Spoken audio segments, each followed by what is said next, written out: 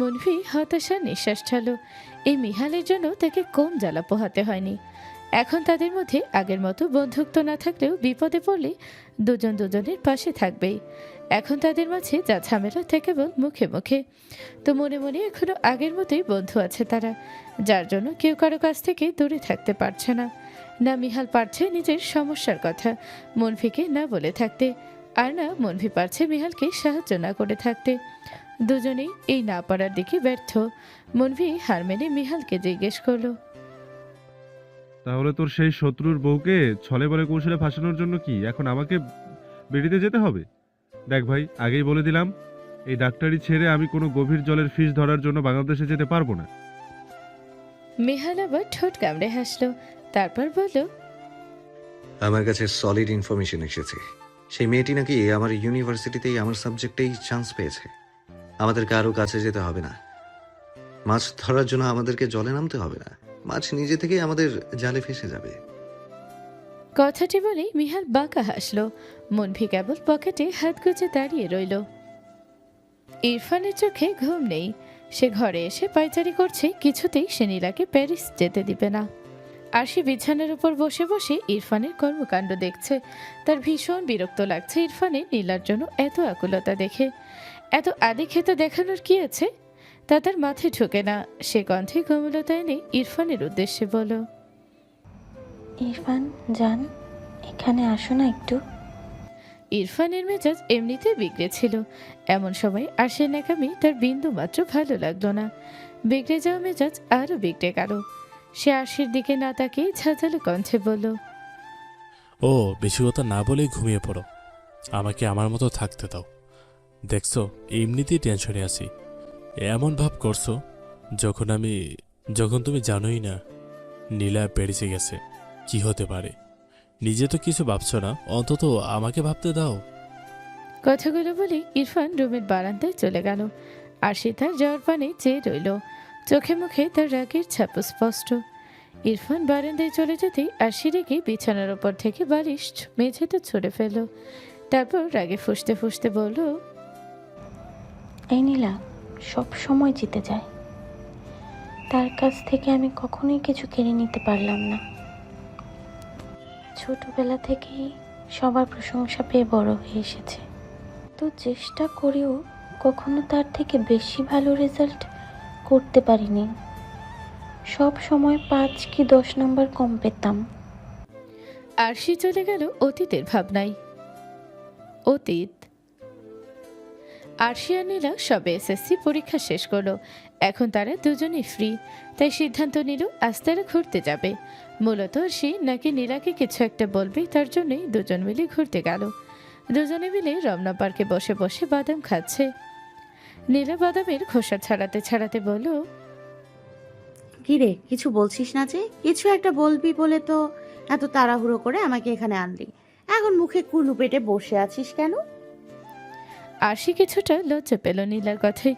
তারপর যেই না কিছু বলতে যাবে অমনি তাদের স্কুলে পড়তো এক সিনিয়র এসে নীলাকে উদ্দেশ্য করে বলল, আরে নীলা, এইখানে যে অনেকদিন পর দেখা হলো। পরীক্ষার পর তো আর দেখাই হলো না। নীলাও ছেলেটির প্রশ্নের উত্তর দিতে লাগলো হাসি মুখে। ছেলেটি তাদের স্কুলেই পড়তো, তাদের 2 ব্যাচ বড়। ছেলেটির নাম ইরফান। এখন অবশ্য ছেলেটি কলেজে পড়ে, কিন্তু ছেলেটির মা তাদের স্কুলের শিক্ষিকা হওয়াতে ছেলেটি প্রায় তাদের স্কুলে আসে এবং তাদের সাথে প্রায় দেখা হয়। ইরফান শুধু নীলার সাথেই কথা বলছে। তার পাশে যে আরশি বসে আছে এটা সে খেয়ালই করছে না, যা আরশির মোটেও পছন্দ না। আরশি ক্লাস 7 থেকে ইরফানকে পছন্দ করত। একবার সবাই মিলে পিকনিকে গিয়েছিল স্কুল থেকে, এবং জুনিয়রদের 6 জন করে টিম করা হয়। সেখানে একজন করে সিনিয়র টিম লিডার থাকে, এবং সে আর নীলা ইরফানের টিমে পড়েছিল। তখনই তার ইরফানকে দেখে মনে ভালো লাগার জন্ম হয়, যাকে বলে লাভ এট ফার্স্ট সাইট। কিন্তু এই সম্পর্কে সে নিজের বেস্ট ফ্রেন্ডকেও কিচ্ছু বলেনি, কারণ তার ভালোবাসা ছিল একতরফা। সেই কথাটি বলার জন্যই আজ নীলাকে মূলত এখানে ডেকেছে। ইরফান নীলাকে বলল, যাক, ভালোই হয়েছে, তোমার সাথে দেখা হয়ে গিয়েছে। তোমার সাথে কিছু কথা ছিল আমার। নীলা স্বাভাবিক ভঙ্গিতেই বলল, জি ভাইয়া, বলুন, শুনছি। আরশিও নড়ে চড়ে উঠল। সে শুনতে চায় ইভান নীলাকে কি বলে। ইভান দীর্ঘশ্বাস নিয়ে সাহস জোগায়, তারপর নীলার চোখে চোখ রেখে বলল, সালটা ছিল আমি ক্লাস 9-এ পড়তাম। সবসময় লেখাপড়া নিয়ে ব্যস্ত ছিলাম, কখনো প্রেমে জড়াইনি। কিন্তু জানি না পিকনিকে গিয়ে কি করে ছোট্ট একটা মেয়ের মায়ে জড়িয়ে পড়লাম। কথাগুলো বলে ইভান থামল। সামনে যা বলতে যাচ্ছে তার জন্য আরো সাহস জুগিয়ে নিল। নীলা অবুজের মতো ইভানের দিকে তাকিয়ে রইল, আর আরশি কিছু একটা আন্দাজ করে অবাক দৃষ্টিতে তাকিয়ে রইল। তার মনে এক অদ্ভুত ভয় ঢুকে গেল, নিজের ভালোবাসার মানুষটিকে হারানোর ভয়। ইভান আবার বলতে শুরু করলো, এই ছোট্ট মেয়েটি আর কেউ নয়, বরং তুমি। সেই পিকনিকে যখন তুমি আমার টিমে পড়েছিলে, তখনই তোমাকে দেখে তোমার মায়ায় জড়িয়ে গিয়েছিলাম। নীলার চোখে বিস্ময় ফুটে উঠল, আর আরশি তার হাত পা রীতিমতো কাঁপতে শুরু করলো। ক্লাস 7 থেকে যাকে ভালোবেসে আসছে, সেই মানুষটি আজ তার সামনেই তার বেস্ট ফ্রেন্ডকে নিজের ভালোবাসার কথা প্রকাশ করছে। এটা যেন সে মানতেই পারল না। অশ্রুসিক্ত নয়নে তাকিয়ে রইল ইভানের দিকে। নীলা কিছু বলার ভাষা পাচ্ছে না। পিকনিকের দিন যখন ইভান তার অনেক কেয়ার করেছিল, তখন সে ইভানকে নিজের বড় ভাইয়ের মতো দেখেছিল। ইভানের প্রতি তার মনে সম্মান তৈরি হয়েছিল। এর বেশি আর কিছুই না, কারণ সে তো তার ইরফান ভাইকে ভালোবাসে। ইভান আবার বলতে শুরু করলো, এরপর থেকে সারাক্ষণ তুমি আমার মনের ঘরে বসবাস করতে। অনেক কষ্টে পড়াশোনাতে মনোযোগ দিতে হতো আমার। আমি আগে রেগুলার স্কুলে যেতাম না, কিন্তু সেই পিকনিকের পরের দিন থেকে আমি রেগুলার স্কুলে যাওয়া শুরু করেছিলাম। তুমি যেখানে প্রাইভেট পড়তে, তোমার পেছনে পেছনে সেখানেই চলে যেতাম। আমার বাসা দক্ষিণের দিকে থাকা সত্ত্বেও তোমার বাসা পশ্চিমের দিকে ছিল বলে স্কুল শেষে প্রতিদিন তোমার পেছন পেছন যেতাম। আমি স্কুলে না আসলে তোমার বাড়ির সামনে গিয়ে ঘোরাঘুরি করতাম, কেবল তোমাকে এক নজর দেখার জন্য। আই লাভ ইউ নীলা, আমি তোমাকে ভীষণ ভালোবাসি। আমাকে কি একটা সুযোগ দেওয়া যায়? আরশি আর বসে থাকতে পারল না, হাত পা তার অবশ হয়ে আসছে। সে কিছু না বলে সেখান থেকে দৌড়ে এসে পড়ল। নীলা আরশিকে এভাবে চলে যেতে দেখে অবাক হয়ে গেল এবং নিজেও বসা থেকে উঠে পড়ল। তখনই ইভান বলল, হয়তো তোমার বেস্ট ফ্রেন্ড আমাদেরকে প্রাইভেসি দিতে চায়। নীলারও তাই মনে হলো এবং সে ইভানের দিকে তাকিয়ে শান্ত কণ্ঠে বলল, দেখুন ভাইয়া, আমি কখনোই আপনাকে এমন চোখে দেখিনি।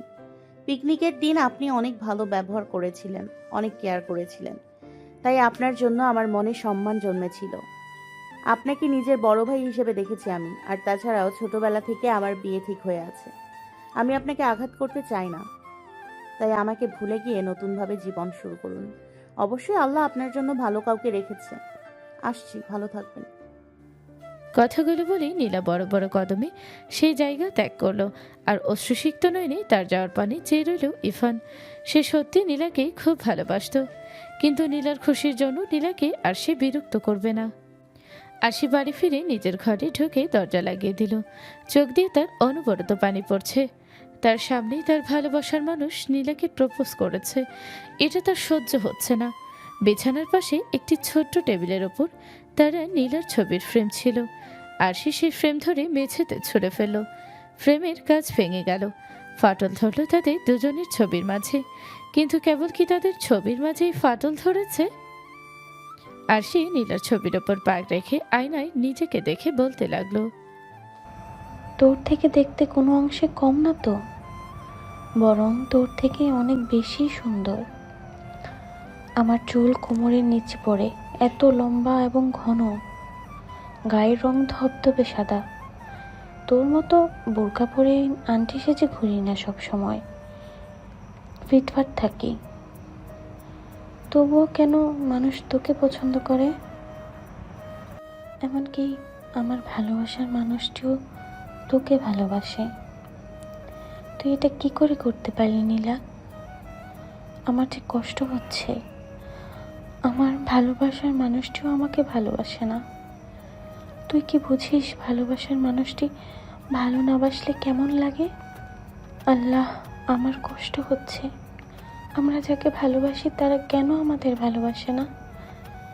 আর তারা আমাদেরকে ভালো না বাসলে তাদের প্রতি কেন আমাদের এক আকাশ সমান নিঃস্বার্থ ভালোবাসা জন্মায়? কেন তারা আমাদের নসিবে থাকে না? কেন তারা আমাদের ভালোবাসার বদলে বিন্দু মাত্র ভালোবাসা দিতে পারে না? কেন আল্লাহ, কেন? কথাগুলো বলেই আরশি কান্নায় ভেঙে পড়ল। তার বুক ফেটে যাচ্ছে কষ্টে, গলা ফাটিয়ে কান্না করতে ইচ্ছে করছে, কিন্তু কান্না করে নিজের কষ্টের কথা কাকে বলবে? মা বাবাও তো তাকে না ভালোবাসে, তাকে ছাড়া চলে গিয়েছে। ভাই একটা বিদেশে, আপন বলতে তো তার আর কেউ নেই। এসব মনে করেই আবার কাঁদতে শুরু করলো সে। অনেকক্ষণ কান্না করার পর থামলো, তারপর আবার টেবিলের উপর রাখা আরেকটি ছবির ফ্রেমের দিকে তার চোখ গেল। সেখানে সে নীলা আর ইরফান। মূলত ইরফান প্যারিসে যাওয়ার আগে নীলাকে নিয়ে ঘুরতে গিয়েছিল এবং তাদের সাথে আরশিও যায়। তখনই এই ছবিটি তোলা হয়েছিল এবং তিনজন মিলে এই ছবিটির ফ্রেম বের করলো। আরশি ছবিটির ফ্রেম হাতে নিল, তার মুখে বাঁকা হাসি ফুটে উঠল। সে ছবির ফ্রেম থেকে ছবিটি বের করলো, তারপর নীলার ছবি সাইডে থেকে ছিঁড়ে ফেলল। আরশি মাঝখানে ছিল, তার এক পাশে নীলা এবং অন্য পাশে ইরফান ছিল। সে ড্রয়ার থেকে ম্যাচলাইট বের করে নীলার ছবিতে আগুন লাগিয়ে দিয়ে বলতে শুরু করলো, তুই যেমন আমার ভালোবাসার মানুষকে আমার কাছ থেকে কেড়ে নিয়েছিস, আমিও ঠিক তেমনি তোর কাছ থেকে তোর ভালোবাসার মানুষকে কেড়ে নেব। দিন শেষে তুই তো আমার বেস্ট ফ্রেন্ড, তাই না? তাই যেমন সুখে দুজন একসাথে থেকেছি, তাহলে দুঃখে কেন আমি একা থাকবো? তোকেও আমি যে পরিমাণ কষ্ট যন্ত্রণা পেয়েছি সেই পরিমাণ কষ্ট যন্ত্রণা অনুভব করাবো। কথাগুলো বলেই সে পাগলের মতো হাসতে লাগলো। তারপর আবার নীলার সাথে স্বাভাবিকভাবে কথা বলতে শুরু করলো। তার ভাই প্যারিসেই থাকে আর এখন ইরফানও প্যারিসে থাকে, তাই তার প্ল্যান মাফিক কাজ করতে সুবিধা হবে। নীলা তাকে সেদিন কেন চলে এসেছে এই কথা জিজ্ঞেস করতেই সে বাহানা দিয়ে বলল, আমি তোদেরকে প্রাইভেসি দিতে চেয়েছিলাম। তারপর নীলা সেদিনের সম্পূর্ণ ঘটনা খুলে বলল। কিন্তু তারপরও আরশির মনে নীলার প্রতি খুব হিংসা কোনোটাই কমল না। নীলা যখন আবার জিজ্ঞেস করলো, তুই সেদিন আমাকে কিছু একটা বলবি বলছিলি, এখন বল কি বলবি? আরশি বাঁকা হেসে বলল, আমি প্যারিসে যাচ্ছি। ভাইয়া অনেক আগে আমার জন্য পাসপোর্ট করতে দিয়েছিল, যাতে তার কাছে মন চাইলেই যেতে পারি। পাসপোর্ট হয়তো সপ্তাহখানেকের ভেতর চলে আসবে, তারপর আমি প্যারিসে চলে যাব। এইটা শুনে নীলা কিছুটা কষ্ট পেল, কারণ তার বেস্ট ফ্রেন্ড তাকে ছেড়ে চলে যাবে। কিন্তু পরক্ষণে উৎফুল্ল হয়ে বলল, ইরফান ভাইয়াও তো তোর ভাইয়া, যেখানে আছে সেখানেই আছে। ভালো হয়েছে, সেখানে গিয়ে তার ওপর নজরদারি করতে পারবি। আরশি কেবল হাসল। বর্তমান এইসব কথা ভাবতে ভাবতে আরশি অতীত থেকে ফিরে এলো। চোখ দিয়ে তার 2 ফোঁটা অশ্রু গড়িয়ে পড়ল। নিজেকে ধাতস্থ করে বলল, কখনো ভালোবাসা পাইনি নীলা। তোর সাথে বন্ধুত্ব হবার পর তোর থেকে এবং তোর পরিবার থেকে অনেক ভালোবাসা পেয়েছি, কিন্তু তুই আমার ভালোবাসার মানুষটিকে আমার কাছ থেকে কেড়ে নিয়েছিস। তাই আমিও তোর কাছ থেকে তোর ভালোবাসার মানুষকে কেড়ে নিলাম।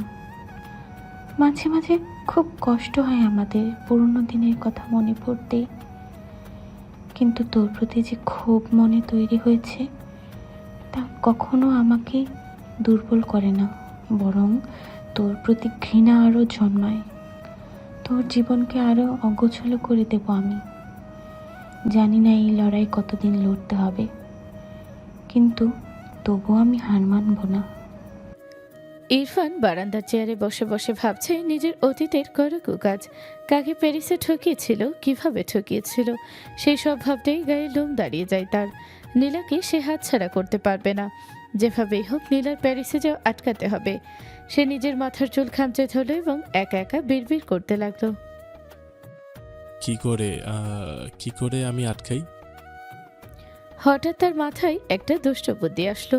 সঙ্গে সঙ্গে ফোন বের করে নিজের এক বন্ধুকে কল লাগালো।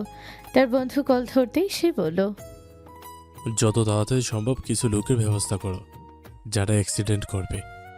এইটা এটা এটা করিস না, কোনো সিরিয়াস কিছু না, আমার অ্যাক্সিডেন্ট করতে হবে।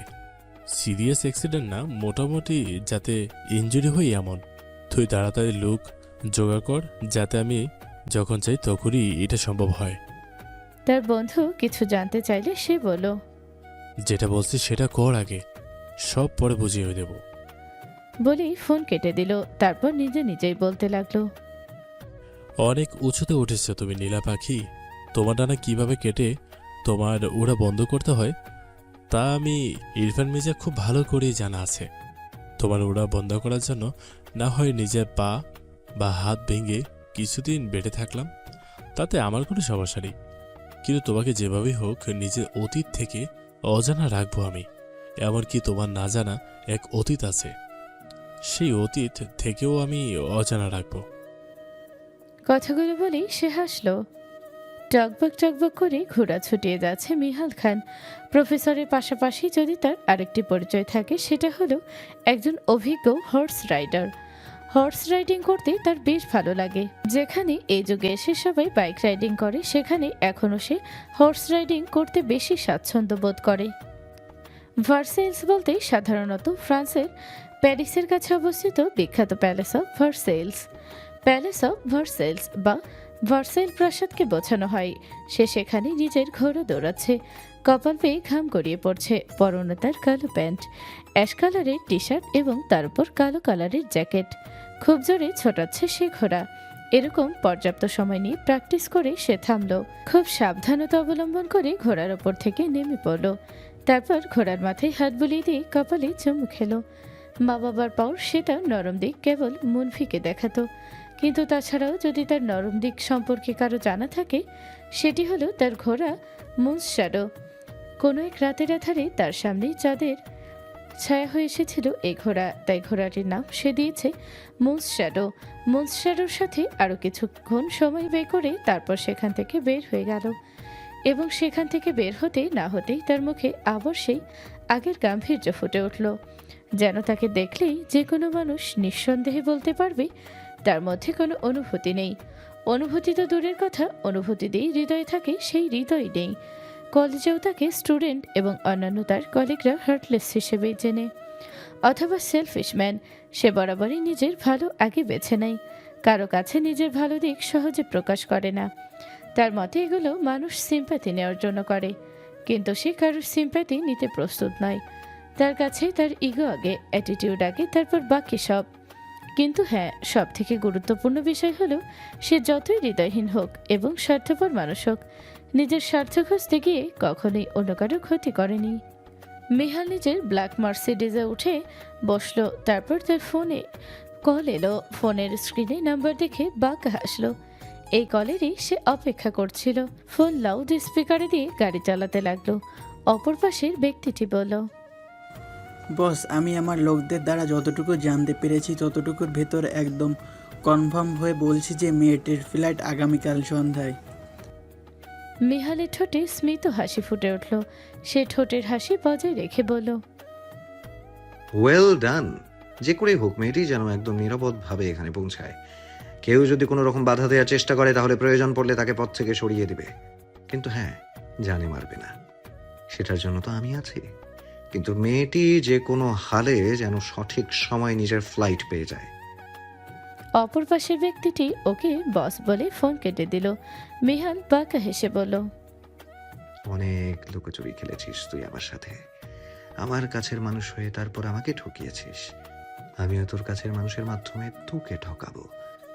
তার জন্য যত নিচে নামতে হয় আমি নামবো। কাউকে মাথায় তুলে আছাড় দেওয়ার জন্য আগে নিচে বসে তাকে মাথায় চড়ার সুযোগ দিতে হয়। আমিও তাই করব। কিন্তু তুই আমার হাতে ধ্বংস হবি। যেসব অতীত মাটির তলায় চেপে রেখেছিস সেগুলো আস্তে আস্তে মাটি খনন করে বের করব। দেখা যাবে অতীতকে বের করতে গিয়ে মাটি খনন করার সময় হীরা পেয়ে গেলাম। নীলার ব্যাগপত্র সবকিছু একদম গোছানো শেষ। তার মা চাচিরা মিলে সবকিছু গুছিয়ে দিয়েছে। এক লাগেজে যদি তার কাপড়, তো আরেক লাগেজে তার মা চাচিরা মিলেই নিজেদের হাতে বানানো খাবার ভরে দিচ্ছে। যেমন মুড়ির মোয়া, হাতের বানানো আচার, আমসত্ত্ব, নারকেলের নাড়ু, এর সকল কিছু। এমন সময় তার বাবা চাচারা তার রুমে এলো। নীলা বসে বসে ইবাদ এবং আবিদের সাথে কথা বলছিল। আবির নীলা প্যারিসে চলে গেলে সেও নিজের মেডিকেলেতে চলে যাবে। বাড়ি সম্পূর্ণ খালি হয়ে যাবে বলে ইবাদের মন খারাপ। এখন সেও জেদ ধরেছে যে সে হোস্টেলে চলে যাবে, কিন্তু এত অল্প বয়স হয়ে তোর তাকে হোস্টেলে দেওয়া যাবে না। আর বাড়ির সব ছোটরা যদি একসাথে চলে যায় তাহলে বড়দের খুব খারাপ লাগবে। তাই নীলা এবং আবির মিলে ইবাদকে বোঝাচ্ছে। ইমরান মির্জা, আকাশ মির্জা এবং নিলয় মির্জা লাগেজ খুলে নিজেদের মতো দেখতে লাগলেন, যাকে বলে মনের সন্তুষ্টি। হঠাৎ ইমরান মির্জা নারকেলের নাড়ুর বয়াম হাতে নিয়ে ভাঙা কণ্ঠে বললেন, হাতের তৈরি নারিকেলের নাড়ু মিনুর খুব প্রিয় ছিল। সবাই স্তব্ধ হয়ে গেল। আকাশ মির্জা এবং নিলয় মির্জার চোখে পানি, এবং তাদের স্ত্রীরা মিনুকে নিজ চোখে সামনাসামনি না দেখলেও তাদের মুখ থেকে এত প্রশংসা শুনেছেন যে তারাও মিনুর ভক্ত হয়ে গিয়েছেন। তারা এসে নিজেদের স্বামীদেরকে সান্ত্বনা দিলেন। পিছনে আবিরিবাদের সাথে কথা বলাতে ব্যস্ত থাকলেও নীলার মনোযোগ বড়দের দিকে ছিল। বিশেষ করে মিনু নামটা শুনেই তার নজর এদিকে চলে এলো। তার মনে আবার পুরনো করে কৌতূহল জেগে উঠল। কিছুদিনের ঝামেলা সেই বিষয় সম্পর্কে ভুলে গিয়েছিল। এখানে সবাইকে ব্যস্ত দেখে সে চুপচাপ উঠে পড়ল এবং নিজের বাবার রুমে চলে গেল। তারপর কিছু একটা খুঁজতে লাগলো এবং সেই কাঙ্ক্ষিত বস্তুটি খুঁজেও পেল। দরজার দিকে গিয়ে আরেকবার উকি দিয়ে দেখলো কেউ আসছে কিনা। যখন দেখলো কেউ আসছে না, তখন আবার রুমে এসে কাঙ্ক্ষিত বস্তুটি খুলল। তার চোখ ছানো পড়া হয়ে গেল। চোখ থেকে কয়েক ফোঁটা অশ্রু গড়িয়ে পড়ল। এমন কিছু সে জানতে পারবে তা সে কল্পনা করতে পারেনি। একের পর এক ধাক্কা যেন সে পেয়েই যাচ্ছে, তবু প্রত্যেকটি ধাক্কা পরপর দুর্বল না হয়ে বরং আরও বেশি পাথর হয়ে উঠছে। সে কাঙ্ক্ষিত বস্তু জায়গা মতো রাখার আগে নিজের ফোন বের করে প্রয়োজনীয় কিছু ছবি তুলে নিল। তারপর চুপচাপ কাঙ্ক্ষিত বস্তু জায়গা মতো রেখে রুম থেকে বের হয়ে গেল। ইরফান বাড়ির সবাইকে বলে বের হয়েছে। আজ সন্ধ্যায় নীলার ফ্লাইট। এখন সকাল 11টা বাজে। বিকাল 3টার দিকে নীলা এয়ারপোর্টের উদ্দেশ্যে বের হবে। দুপুরের মধ্যেই তার নিজের কাজ সম্পন্ন করতে হবে। বাড়ি থেকে বের হয়ে কাউকে কল দিল, তারপর গাড়ি নিয়ে ছুটল নিজের গন্তব্যে। যেভাবেই হোক তাকে নীলার প্যারিসে যাওয়া বন্ধ করতে হবে, নয়তো অনেক বড় বিপদে পড়ে যাবে সে নিজে। আর নীলা দেশে থাকলে তারই লাভ। যেভাবেই হোক নীলার মন গলিয়ে নীলার কাছ থেকে অফিসের নীলার অংশ সে নিজের নামে করবে। যেটা নিয়ে একবার আশা করেছে সেটা সে হাতছাড়া হতে দিবে না। 4 রাস্তার মোড় দিয়ে এসে গাড়ি চালাচ্ছিল, এমন সময় একটা বড় ট্রাক এসে তার গাড়িতে ধাক্কা দিল। ফলস্বরূপ সেই গাড়ির ব্রেক কষতে গিয়ে গাছের সাথে ধাক্কা খেল এবং মাথা লাগতো গাড়ির স্টিয়ারিংয়ে। কপাল থেকে রক্ত বের হতে শুরু করলো। গাড়ির গ্লাস ভেঙে কিছু টুকরো তার গায়ে এসে লাগলো। আসলে সবকিছু তার মনের মতোই প্ল্যান করা ছিল, কিন্তু সে নিজের চিন্তায় মগ্ন ছিল বলে ভুলে গিয়েছিল এখানে তার প্ল্যান সফল হবে। তাই অ্যাক্সিডেন্টে কিছুটা গুরুতর আহত হয়ে গেল। যে অ্যাক্সিডেন্ট করেছে সে তার কথা মতন পালিয়ে গেল। আশেপাশের লোক এসে তাকে গাড়ি থেকে বের করে হসপিটালে নিয়ে গেল এবং ভর্তি করিয়ে দিল। ইকরা নীলার বাড়িতে চলে এসেছে। দুজন মিলে একসাথে বের হবে। তাই নীলার বাড়ি থেকে এয়ারপোর্টে যাওয়া সোজা। ইকরার বাড়ি কিছুটা দূরে, তাই চলে এসেছে আগে আগে। ইকরার সাথে তার মা বাবা এসেছে। মেয়েকে এয়ারপোর্টে দিয়ে তারপর ওনারা বাড়ি ফিরে যাবেন। সবাই মিলে বসে দুপুরের খাবার খাচ্ছেন।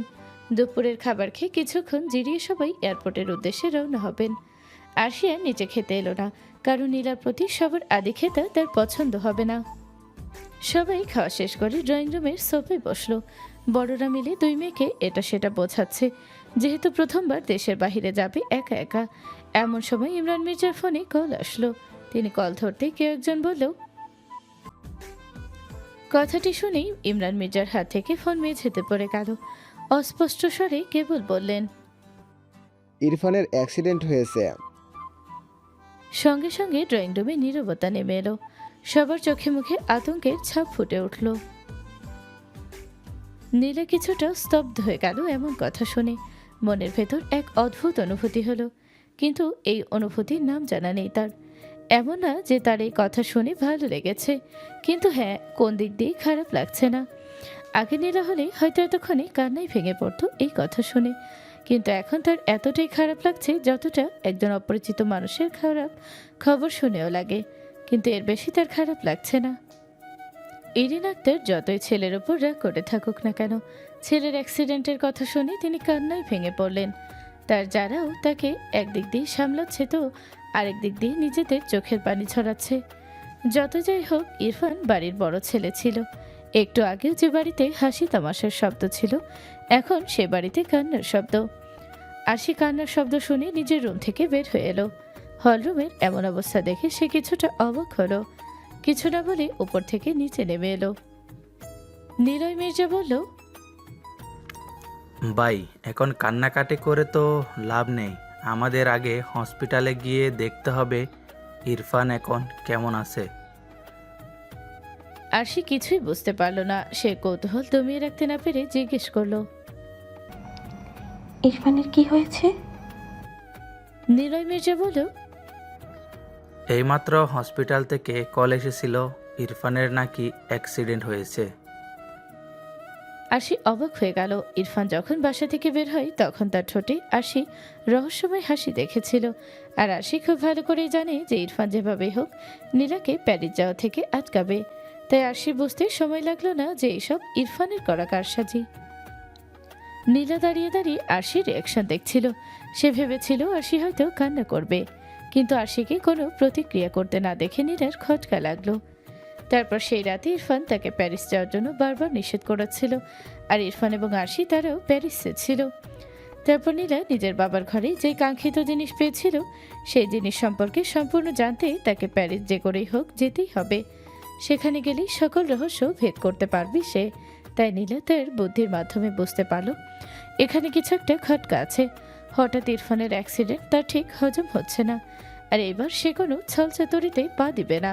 নিজেকে তার আরও শক্ত রাখতে হবে। এমন সময় আরশি নিজের হিডেন ট্যালেন্ট দেখাতে শুরু করলো, অর্থাৎ নাটক করতে শুরু করলো। চোখে পানি না থাকা সত্ত্বেও নিজের কণ্ঠ এমন করলো যেন সে এক্ষুনি কেঁদে দিবে। তারপর বলতে শুরু করলো, আমাদের এখানে আর বসে থাকা ঠিক হবে না, এক্ষুনি হসপিটালে যেতে হবে। ইরফান যে সেখানে একা। তারপর নীলার দিকে তাকিয়ে বলো, দেখছিস, তোকে সেই দিন প্যারিসে যাওয়ার জন্য না করেছিল, আর আজ তার অ্যাক্সিডেন্ট হয়ে গেল। এত বাধা বিপত্তি আসার পরেও কি তুই প্যারিস যাবি?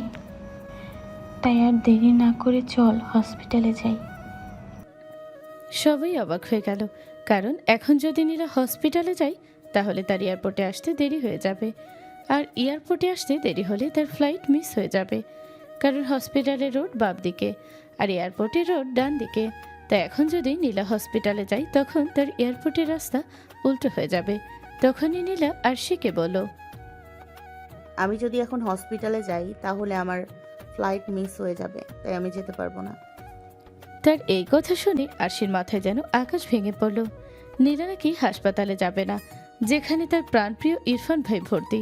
এটা আরশি ঠিক হজম হতে সময় লাগলো, কিন্তু উপস্থিত বাকিদের কোনো হেলদোল দেখা গেল না। ইমরান মির্জা বললেন, তাহলে এক কাজ করি, নিলয় আর লায়লার সাথে আবির এবং ইয়াদকে নিয়ে নীলাকে এয়ারপোর্টে পৌঁছে দে। তারপর তোরা সবাই হাসপাতালে আয়, এবং আমি বাকিদের নিয়ে এখনই হাসপাতালে চলে যাচ্ছি। সবাই সম্মতি জানালো। এমন সময় আরশি আবার নীলাকে বাধা দেওয়ার জন্য বলল, তোর মনে কি এতটুকু মনুষ্যত্ব নেই? বাড়ির বড় ছেলে হাসপাতালে ভর্তি, আর তুই কিনা প্যারিসে যাওয়ার জন্য উঠে পড়ে লেগেছিস। ছি নীলা, ছি। নীলার এবার রাগ উঠে গেল আরশির কথায়, কিন্তু পরিস্থিতি এখন ঠিক নেই। তাই সে নিজেকে যথাসম্ভব স্বাভাবিক রেখে কণ্ঠে গাম্ভীর্যে বলল, আমি কি ডাক্তার নাকি? আমি হসপিটালে গেলে ইরফান ভাইয়া তাড়াতাড়ি সুস্থ হয়ে যাবে। হসপিটালে গিয়ে কেবল তাকে দেখতে পারবো এবং ভালো মন্দ জিজ্ঞেস করতে পারবো। এগুলো তো আমি প্যারিস গিয়ে ভিডিও কলে করতে পারি। তাই খামোখা হসপিটালে গিয়ে নিজের প্যারিস যাওয়া বন্ধ করতে পারবো না আমি। আরশি স্তব্ধ হয়ে গেল। সে নীলার কথার প্রেক্ষিতে আর কিছু বলতে পারল না, বরং কপট রাগ দেখে বড় বড় কদমে বাড়ি থেকে বের হয়ে গেল এবং নিজে নিজে বলতে লাগলো, কোন কপালে যে ওই ইরফান শালারে বিয়ে করেছি আল্লাহ খোদা জানে। মানুষের বুদ্ধি মাথাতে না থাকলে অন্তত হাঁটুতে থাকে। এই লোক নির্লজ্জ অসভ্য জানোয়ারের তাও নেই। নীলাকে প্যারিসে যাওয়া থেকে আটকানোর জন্য নাকি তিনি নিজের অ্যাক্সিডেন্ট করালেন।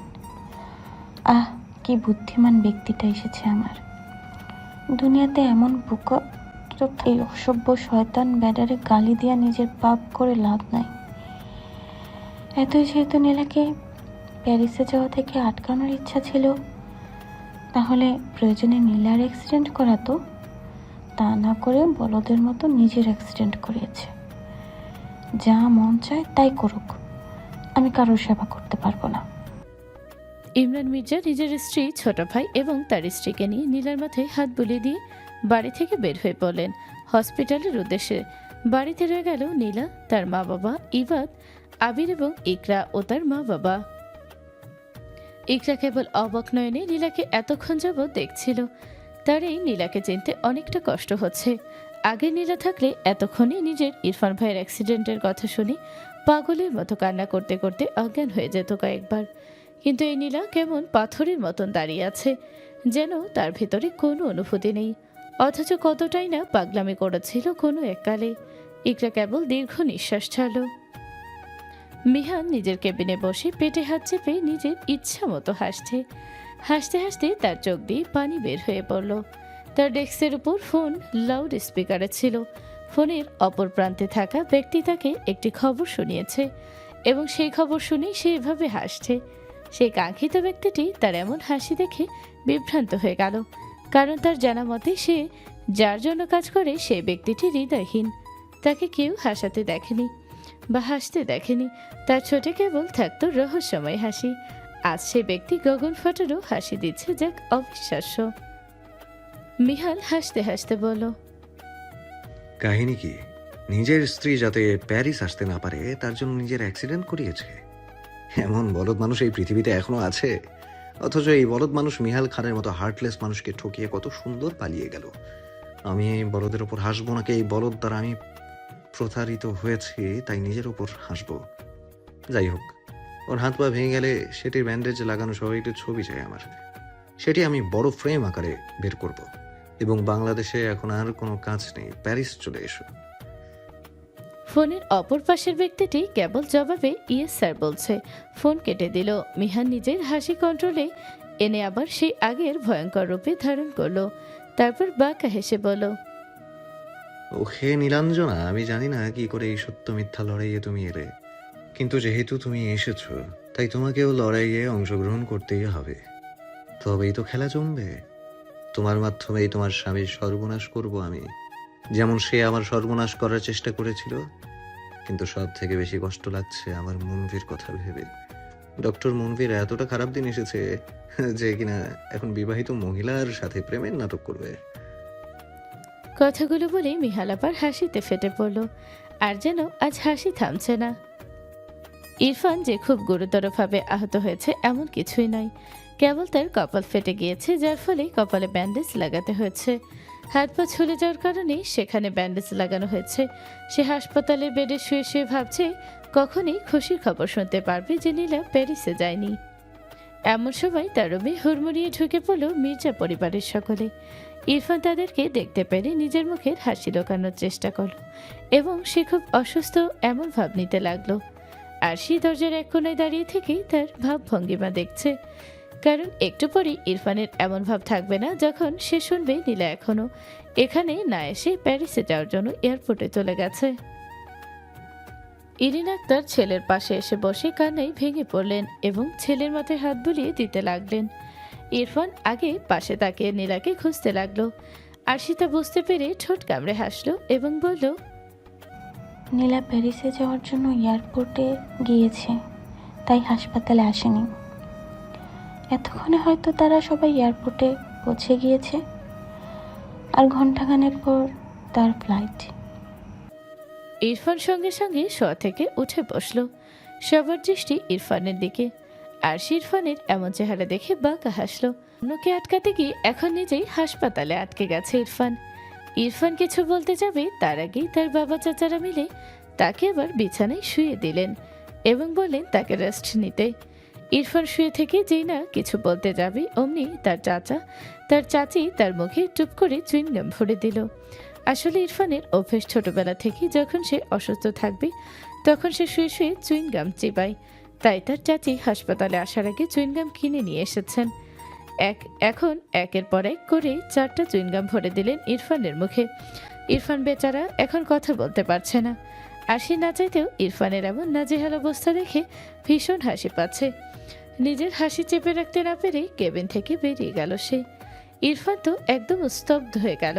তার বিশ্বাস হচ্ছে না নীলা তাকে দেখতে না এসে প্যারিসে যাওয়ার জন্য এয়ারপোর্টে চলে গেছে।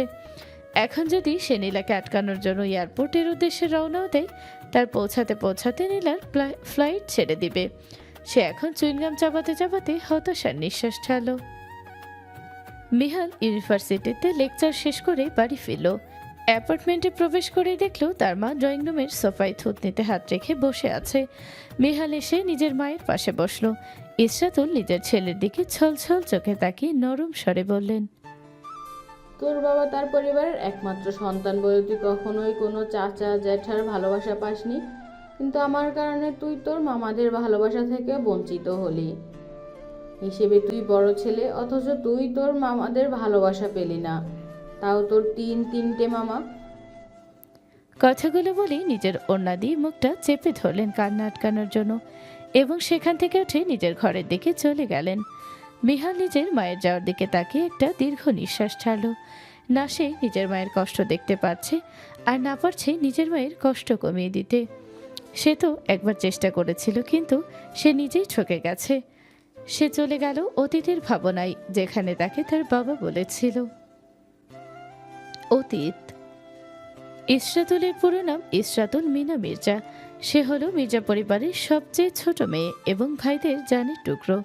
তার বড় 3 ভাই আছেন, যাদের নাম ইমরান মির্জা, নিলয় মির্জা এবং আকাশ মির্জা। তারা 3 ভাইদের বয়সের মাঝে তেমন ব্যবধান নেই। ইমরান মির্জা থেকে নিলয় মির্জা প্রায় 3 বছরের ছোট এবং আকাশ মির্জা আবার নিলয় মির্জার থেকে 3 বছরের ছোট। আর ইসরাতুল মিনা মির্জা আকাশ মির্জার 2 বছরের ছোট। 3 ভাই মিলে আদর করে তাকে মিনু বলে ডাকত, কারণ তাদের মা বাবা তাকে ইসরাতুল বলে ডাকত, আর প্রতিবেশীরা এবং আত্মীয় স্বজনরা মিনা বলে ডাকত। তাই তারা একটু ভিন্নভাবে ডাকবে বলে আদর করে মিনাকে মিনু বলে ডাকত। ছোট থেকেই মিনা বড় হয়েছে তার ভাইদের কোলে পিঠে। তাদের বাড়ির একপাশে থাকত খান পরিবার। খান বংশে ছিল একজন ছেলে, যার নাম মুবিন খান, অর্থাৎ মিহালের বাবা। তিনি ইমরান মির্জার সমবয়সী ছিলেন, আর একই পাড়াতে থাকার কারণে ইমরান মির্জার সাথে তার ভালো বন্ধুত্ব হয়ে গিয়েছিল।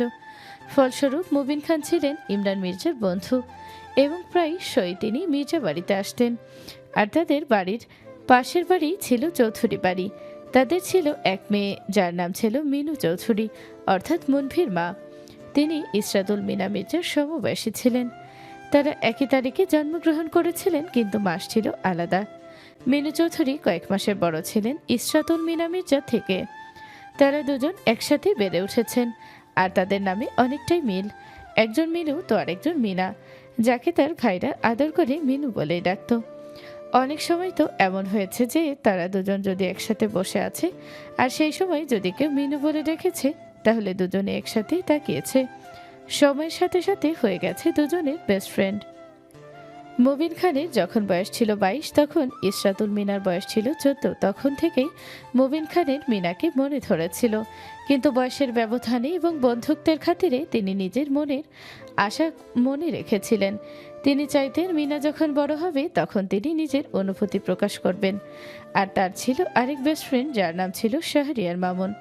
সে প্রায়শই তাদের বাড়িতে আসতো এবং কাকতালীয়ভাবে তার মনে ধরে মিনুকে, অর্থাৎ 2 বেস্ট ফ্রেন্ড ভালোবেসে ফেলে অন্য 2 বেস্ট ফ্রেন্ডকে। তারপর হঠাৎ মিহালদের ভাবনায় ছেদ ঘটে ফোন বেজে ওঠাতে। সে নিজের মাথা থেকে সকল চিন্তাভাবনা দূর করে ফোন ধরে এবং কথা বলতে বলতে নিজের রুমে চলে যায়। প্যারিস শার্লদা গড় বিমানবন্দর থেকে বের হয়ে এলো 2 তরুণী। দুজনের পরনেই বোরকা এবং হিজাব, দুজনের 2 হাতে 2 লাগেজ। দুজন মিলে এয়ারপোর্ট থেকে বের হয়ে এলো।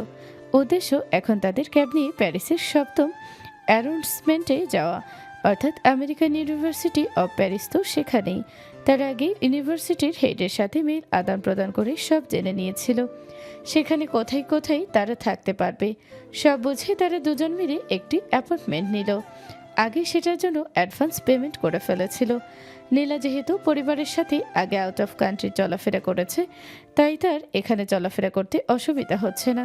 কিন্তু ইকরা কিছুটা ভয় পাচ্ছে, এবং ভয় পাওয়াটাও স্বাভাবিক।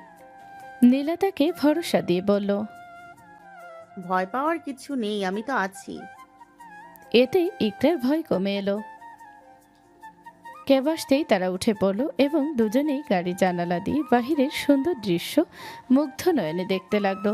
তারা এয়ারপোর্টে পৌঁছে আগে পরিবারকে ফোন দিয়ে দিয়েছে যে তারা পৌঁছে গেছে।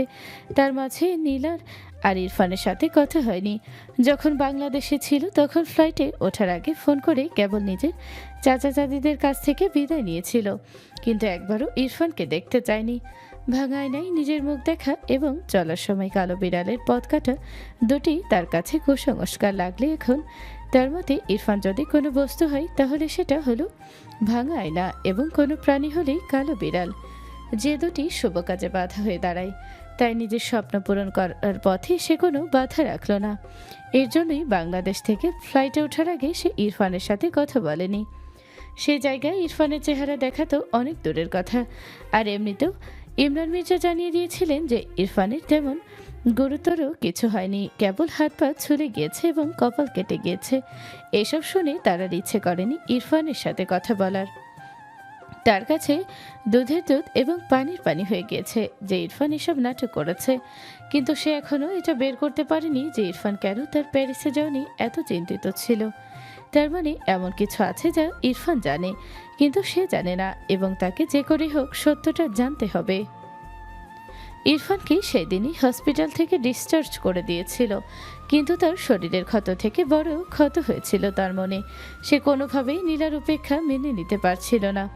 তার উপর মনে ভয় জাগতে শুরু করলো যে নীলা প্যারিসে গিয়ে না সব সত্য জেনে ফেলে, তাহলে সে ধরা পড়ে যাবে কোনো এক ব্যক্তির কাছে, এবং সেই ব্যক্তির কাছে একবার সে ধরা পড়ে তার বেঁচে ফেরা খুব মুশকিল, কারণ সে ব্যক্তি ভালোর ভালো এবং খারাপের খারাপ। আর যারা তার সাথে প্রতারণা করে তাদেরকে তো সে প্রয়োজন পড়লে কবর থেকে খুঁজে বের করে হলেও নিজের সামনে দাঁড় করাবে। এজন্যই তো ইরফান প্যারিস ছেড়ে বাংলাদেশে নিজের বাড়িতে চলে এলো, কারণ নিজের বাড়ি তার সব থেকে বড় সেফ জোন। এখানে তার বাবা চাচারা আছে, যার ফলে সেই ব্যক্তিটি এখানে আসবে না। সেই কারণেই আরশিকে বলেছিল যে আগে নীলাকে বিয়ে করে তারপর নীলাকে ডিভোর্স দিয়ে সে আরশিকে বিয়ে করবে, কিন্তু আরশি তাকে একই কথা বলেছে যে বিয়ে করলে কেবল তাকেই করতে হবে। তখন ইরফান বলেছিল তাহলে নীলার সাথে তার বিয়ের কথাবার্তা চলছে, এর মধ্যেই দুজন বিয়ে করে ফেলুক। কিন্তু আরশির কথা ছিল একদম যেদিন নীলা এবং তার বিয়ে হবে সেই দিনই সে বিয়ে করে সেই বাড়িতে উঠবে। ইরফান না করতে চাইলে আরশি বলে তারা যখন প্যারিসে লিভ ইনে থাকতো তখন তাদের অন্তরঙ্গ মুহূর্তের কিছু ছবি এবং ভিডিও আরশির কাছে আছে। যদি ইরফান তার কথা না শোনে তাহলে আরশি এসব ইরফানের পরিবারকে দেখাবে, এবং এই কারণে ইরফান ভয় পেয়ে যায়, কারণ তার পরিবার যদি এসব কথা জানতে পারে তাহলে তাকে তেজ্যপুত্র করে দেবে, যার ফলে সে আরশির কথা শোনে। কিন্তু এখন হাড়ে হাড়ে টের পাচ্ছে যে সে আরশির সাথে রিলেশনে গিয়ে কি বড়ই ভুল না করেছে। সর্বপ্রথম নীলাকে হারালো, তারপর নীলা তাকে নিজের বিজনেসের অংশ দিয়ে দিত, সে অংশ হারিয়ে ফেল। পরিবারের কাছে নিজের সম্মান হারালো। নীলার মতো কেউ একজন ছিল যে তাকে সব থেকে বেশি ভালোবাসতো, সেই ভালোবাসা হারালো। এখন তার যে অবস্থা, এই অবস্থাতেই যদি নীলা আগের মতো থাকতো তাহলে সারাক্ষণ তার পাশে বসে থাকতে এবং তার সেবা যত্ন করত সবসময়। অথচ সে যখন হসপিটালে ছিল তখনই আরশি তাকে বুড়ো আঙুল দেখে পরিবারের কাছে মিথ্যা বাহানা করে নিজের মামার বাড়ি চলে গেছে, যাতে তাকে তার সেবা না করতে হয়। যখন প্যারিস ছিল তখন আরশি প্রতিদিন এসে তার খোঁজ খবর নিত। এভাবেই আস্তে আস্তে তাদের মাঝে বন্ধুত্ব হয়, এবং বন্ধুত্ব থেকে হয়ে যায় প্রেমের সম্পর্ক। প্রেমের প্রস্তাবটা অবশ্যই ইরফান নিজেই দিয়েছিল, কারণ নীলা তাকে ভালোবাসলেও কখনো কাছে ঘেঁষতে দেয়নি। কিন্তু আরশিকে যদি সে ভুলেও ছুঁয়ে ফেলেছে তাহলে আরশি কখনো দূরে সরেনি। এতে সে লাই পেয়ে বসে, সে ভাবতে শুরু করে, আর আরশি মনের কথা বোঝে যা নীলা এত বছরে কখনোই বুঝতে পারেনি। তার মতে আরশি খুব স্মার্ট, কিন্তু নীলা না। কিন্তু এখন প্রতিনিয়ত সে পস্তাচ্ছে। এখন সে বুঝতে পারছে জীবনে সব থেকে বেশি প্রয়োজন ভালোবাসার এবং যত্নের। তাই তো রুমে বসে বসে এখন তাকে চুইংগাম চিবোতে হচ্ছে। আফসোস নামক জিনিসটা মানুষেরকে কুরে কুরে খায়, যা এখন তার ভেতরকে তোলপাড় করে দিচ্ছে। নীলা আর ইকরা সবেমাত্র নিজেদের অ্যাপার্টমেন্টে প্রবেশ করেছে। মালিক এসে তাদেরকে চাবি দিয়ে গিয়েছে। তারা এই বিল্ডিংয়ে থাকবে, সেটি 5 তলা এবং তাদের অ্যাপার্টমেন্ট 3 তলায়। সেখানে 2টি রুম, রুমের সাথে অ্যাটাচড বাথরুম, কিচেন রুম এবং একটি বড় ড্রয়িং রুম। তারা যদি অন্যদের সাথে মানিয়ে নিতে না পারে, তাই আগে একটি অ্যাপার্টমেন্ট নিজেরা নিয়ে ফেলেছে। কারণ স্কলারশিপ পাওয়ার কারণে পড়াশোনার খরচ নেই, আর প্রথম দিকে তার পরিবারের থেকে টাকা নিলেও পরবর্তীতে জব করবে এবং নিজেদের খরচ নিজেরাই চালাবে। বিষয়টি এমন না যে দুজনের পরিবার তাদের টাকা দিতে অক্ষম, কিন্তু তারা দুজনেই পরিবারের উপর ডিপেন্ড করতে চায় না বেচারীদের মতন। নীলার মতে নারীদের স্ট্রং থাকতে হয়। আজকাল তো অনেক পুরুষরাই রান্নাবান্না করতে নিজেদের ইগোতে লাগায় না, জায়গায় নারীরা কেন পিছিয়ে থাকবে? দুজনে মিলে আগে অ্যাপার্টমেন্টটা ভালো করে দেখলো। নীলার রুমের জানালা দিয়ে আইফেল টাওয়ার দেখা যায়। নীলা মুগ্ধ নয়নে তাকিয়ে রইল সেদিকে। ইকরাও নিজের রুম দেখতে লাগলো। রুমটা বেশ পরিপাটি। দুজন মিলে যার যার রুমে শাওয়ার নিয়ে নিল। আজ খাবার বাইরে থেকে অর্ডার করবে, কারণ সব কিছু তো গোছগাছও করতে হবে। তার উপর আবার কাল থেকে তাদের ইউনিভার্সিটি খোলা এবং তারা প্রথম তাদের দিনে অবিদ্যমান থাকতে পারবে না। দুজন মিলে শাওয়ার নিয়ে রুমে নিজেদের মতো সিট করতে লাগলো। এর মাঝখানে নীলা খাবার অর্ডার করে ফেলেছে। যতক্ষণে খাবার আসবে ততক্ষণে বসে না থেকে কাজ করলেই তাদের কাজ অর্ধেক হয়ে যায়। সবকিছু গোছগাছ খাওয়া দাওয়া শেষ করে যার যার রুমে চলে গেল নীলা এবং ইকরা। রুমে এসে বিছানায় শরীর এলিয়ে দিল নীরা। ভীষণ ক্লান্ত লাগছে তার। হাত বাড়িয়ে বিছানার সাইডে থাকা নিজের ফোন নিল মায়ের নাম্বারে কল দিবে বলে। মায়ের সাথে কথা বলে তারপর নিশ্চিন্তে ঘুমাবে। বাংলাদেশে এখন অবশ্য ভোর রাত, কিন্তু নীলার খুব ইচ্ছে করছে মায়ের সাথে কথা বলতে। তাই আর বেশি কিছু না ভেবে মায়ের নাম্বারে কল লাগালো। লাইলা ইসলামের ঘুম হালকাই, তাই ফোন আসাতেই ওনার ঘুম ভেঙে গেল। এত রাতে ফোন বাজাতে তড়িঘড়ি করে উঠে বসলেন তিনি। ফোন হাতে নিয়ে দেখলেন নীলা কল করেছে। কপালে চিন্তার ভাঁজ পড়ল। দেরি না করে ফোন রিসিভ করতেই ব্যস্ত কণ্ঠে বলতে লাগলেন, নীলামা, ঠিক আছিস তুই? শরীর ঠিক আছে তো মা? কিছু কি খেয়েছিস? কষ্ট হচ্ছে কোনো? স্ত্রীর কথার শব্দে নিলয় মির্জারও ঘুমটা ভেঙে গেল। তিনিও উঠে বসলেন। স্ত্রীর চিন্তিত মুখ দেখে জিজ্ঞেস করলেন, কি হয়েছে নীলার মা? লাইলা ইসলাম ফোনের স্পিকার লাউড করলেন এবং বললেন নীলা কল দিয়েছে। নিলয় মির্জা এবার নড়ে চড়ে উঠলেন। তখনই ফোনের অপর প্রান্ত থেকে নীলা বলতে লাগলো, উফ মা, এত চিন্তা করছো কেন? আমি একদম ঠিক আছি। আর হ্যাঁ, আমি খেয়েছি। তোমরা বলো কি অবস্থা তোমাদের? উফ। লাইলা ইসলাম এবং নিলয় মির্জা দুজনেই দীর্ঘ নিঃশ্বাস ফেল। মেয়ে কখনোই তাদের ছাড়া দূরে থাকেনি, তাই চিন্তা হওয়াটা স্বাভাবিক। নিলয় মির্জা বলতে শুরু করলেন, হ্যাঁ মা, আমরা ভালো আছি। গতকাল আবির চলে গেছে মেডিকেলে, আর এবার তো তোদের কথা ভেবে এখান থেকে সেখানে হাঁটাহাঁটি করে। ইবাদের কথা মনে পড়তেই নীলার মুখ মলিন হয়ে গেল। সেও ইবাদকে খুব মিস করছে। হঠাৎ লাইলা ইসলাম আমতা আমতা করে বললেন, আচ্ছা মা, একটা কথা জিজ্ঞেস করি? নীলা বলল, উফ, মা, এতে অনুমতি নেওয়ার কি আছে? জিজ্ঞেস করো যা ইচ্ছে। লাইলা ইসলাম স্বামীর দিকে তাকালেন। নীলয় মির্জা নিজের স্ত্রীকে চোখ দিয়ে ইশারা করতেই অনুমতি পেয়ে লাইলা ইসলাম বলতে শুরু করলেন, আসলে ইরফানের উপর যে বিপদ গেল, ভাবছি তার নামে কিছু দান সৎকা দিব। তুই কি বলিস? নীলা বিরক্ত হয়ে মুখ দিয়ে চোর শব্দ করে বলতে শুরু করলো, ইরফান ভাই তো আমার দান সদকা পেয়েই এই পর্যন্ত এসছে। আমি আর নিজের মূল্যবান কিছু তার পেছনে ব্যয় করতে চাই না। অনেক করেছি ব্যয়, নিজের টাকা, সময়, ভালোবাসা, চোখের পানি, নামাজের মোনাজাত, মানত, রোজা। আর না বাবা। নীলয় মির্জা শব্দ করে হেসে উঠলেন এবং হাসতে হাসতেই বললেন, এই না হলে মির্জা পরিবারের মেয়ে? তুই আসলেই কথাটি বলেই তিনি থেমে গেলেন। কি বলতে যাচ্ছিলেন উপলব্ধি করতে পেরে জিভে কামড় দিলেন। লাইলা ইসলামও স্বামীর দিকে বড় বড় চোখে তাকিয়ে আছে। নীলা বলতে শুরু করলো, হ্যাঁ বাবা, আমি তোমারই মেয়ে, এই মির্জা পরিবারের মেয়ে বলে কথা। যাই হোক, ফোন রাখছি, আমার ঘুম পাচ্ছে।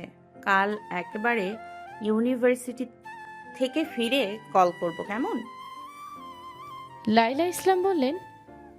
আচ্ছা মা, সাবধানে থাকিস। বলে ফোনটা কেটে দিলেন এবং স্বামীকে বললেন, আর কতদিন এইভাবে মেয়ের কাছ থেকে সবকিছু গোপন রাখবে? একদিন না একদিন তো সত্য জানাতেই হবে। নিলয় মির্জা কিছু বললেন না, কেবল একটা দীর্ঘ নিঃশ্বাস ছাড়লেন। নীলা ফোন কেটে দিয়ে নিজে নিজে বলতে লাগলো, আমি আসলেই মেনুর মতন হয়েছি। এটাই তো বলতে চাইছিলে, তাই না বাবা? জানি আমি, শুধু এতটুকু না, আরো অনেক কিছু জেনে এসেছি বাংলাদেশ থেকে। এখন শুধু এটাই জানার বাকি যে মিনু ফুপু কোথায় থাকে। এইসব ভাবতে ভাবতে নীলা পাড়ি দিল ঘুমের রাজ্যে। মিহাল তৈরি হয়ে অ্যাপার্টমেন্ট থেকে বের হতেই দেখলো মুনভি নিজের গাড়ির দরজায় হেলান দিয়ে দাঁড়িয়ে আছে, ঠিক যেমন আগে প্রায় থাকতো। মিহাল তার দিকে এগিয়ে গেল, ঠিক যেমন আগে করত, কিন্তু পার্থক্য একটাই, যে এখন আর কেউ কাউকে জড়িয়ে ধরে না। মিহাল মুনভিকে কিছু না বলেই তার গাড়িতে উঠে বসলো। মুনভির ঠোঁটে স্মিত হাসি ফুটে উঠল, সেও গাড়িতে উঠে বসলো। মিহাল ড্রাইভিং সিটে বসলো। সব সময়ের মতন গাড়ি তার থাকুক, আর মুনভি সেই সব সময়ের মতো গাড়ি চালাতো। এখনো ব্যতিক্রম কিছু ঘটল না। গাড়ি চলতে লাগলো আপন গতিতে। দুজনের মাঝে পিন পতন নীরবতা। এই নীরবতা ভেঙে মুনভি বলল, আমার সেই বিবাহিত গার্লফ্রেন্ড কখন আসবে? মিহাল ঠোঁট কামড়ে হাসলো মুনভির কথা শুনে, তারপর বলল, যতটুকু জানি গতকাল চলে এসেছে প্যারিসে। আজ যদি ইউনিভার্সিটিতে আসে তাহলেই দেখা করা সম্ভব। তাই তো বলি, আজ ডাক্তার সাহেব নিজে হাসপাতাল ছেড়ে আমার দরজার সামনে কেন? কথাটি সে মজা করে বলল। মুনভি মিহালের পিঠে কিল বসিয়ে দিল।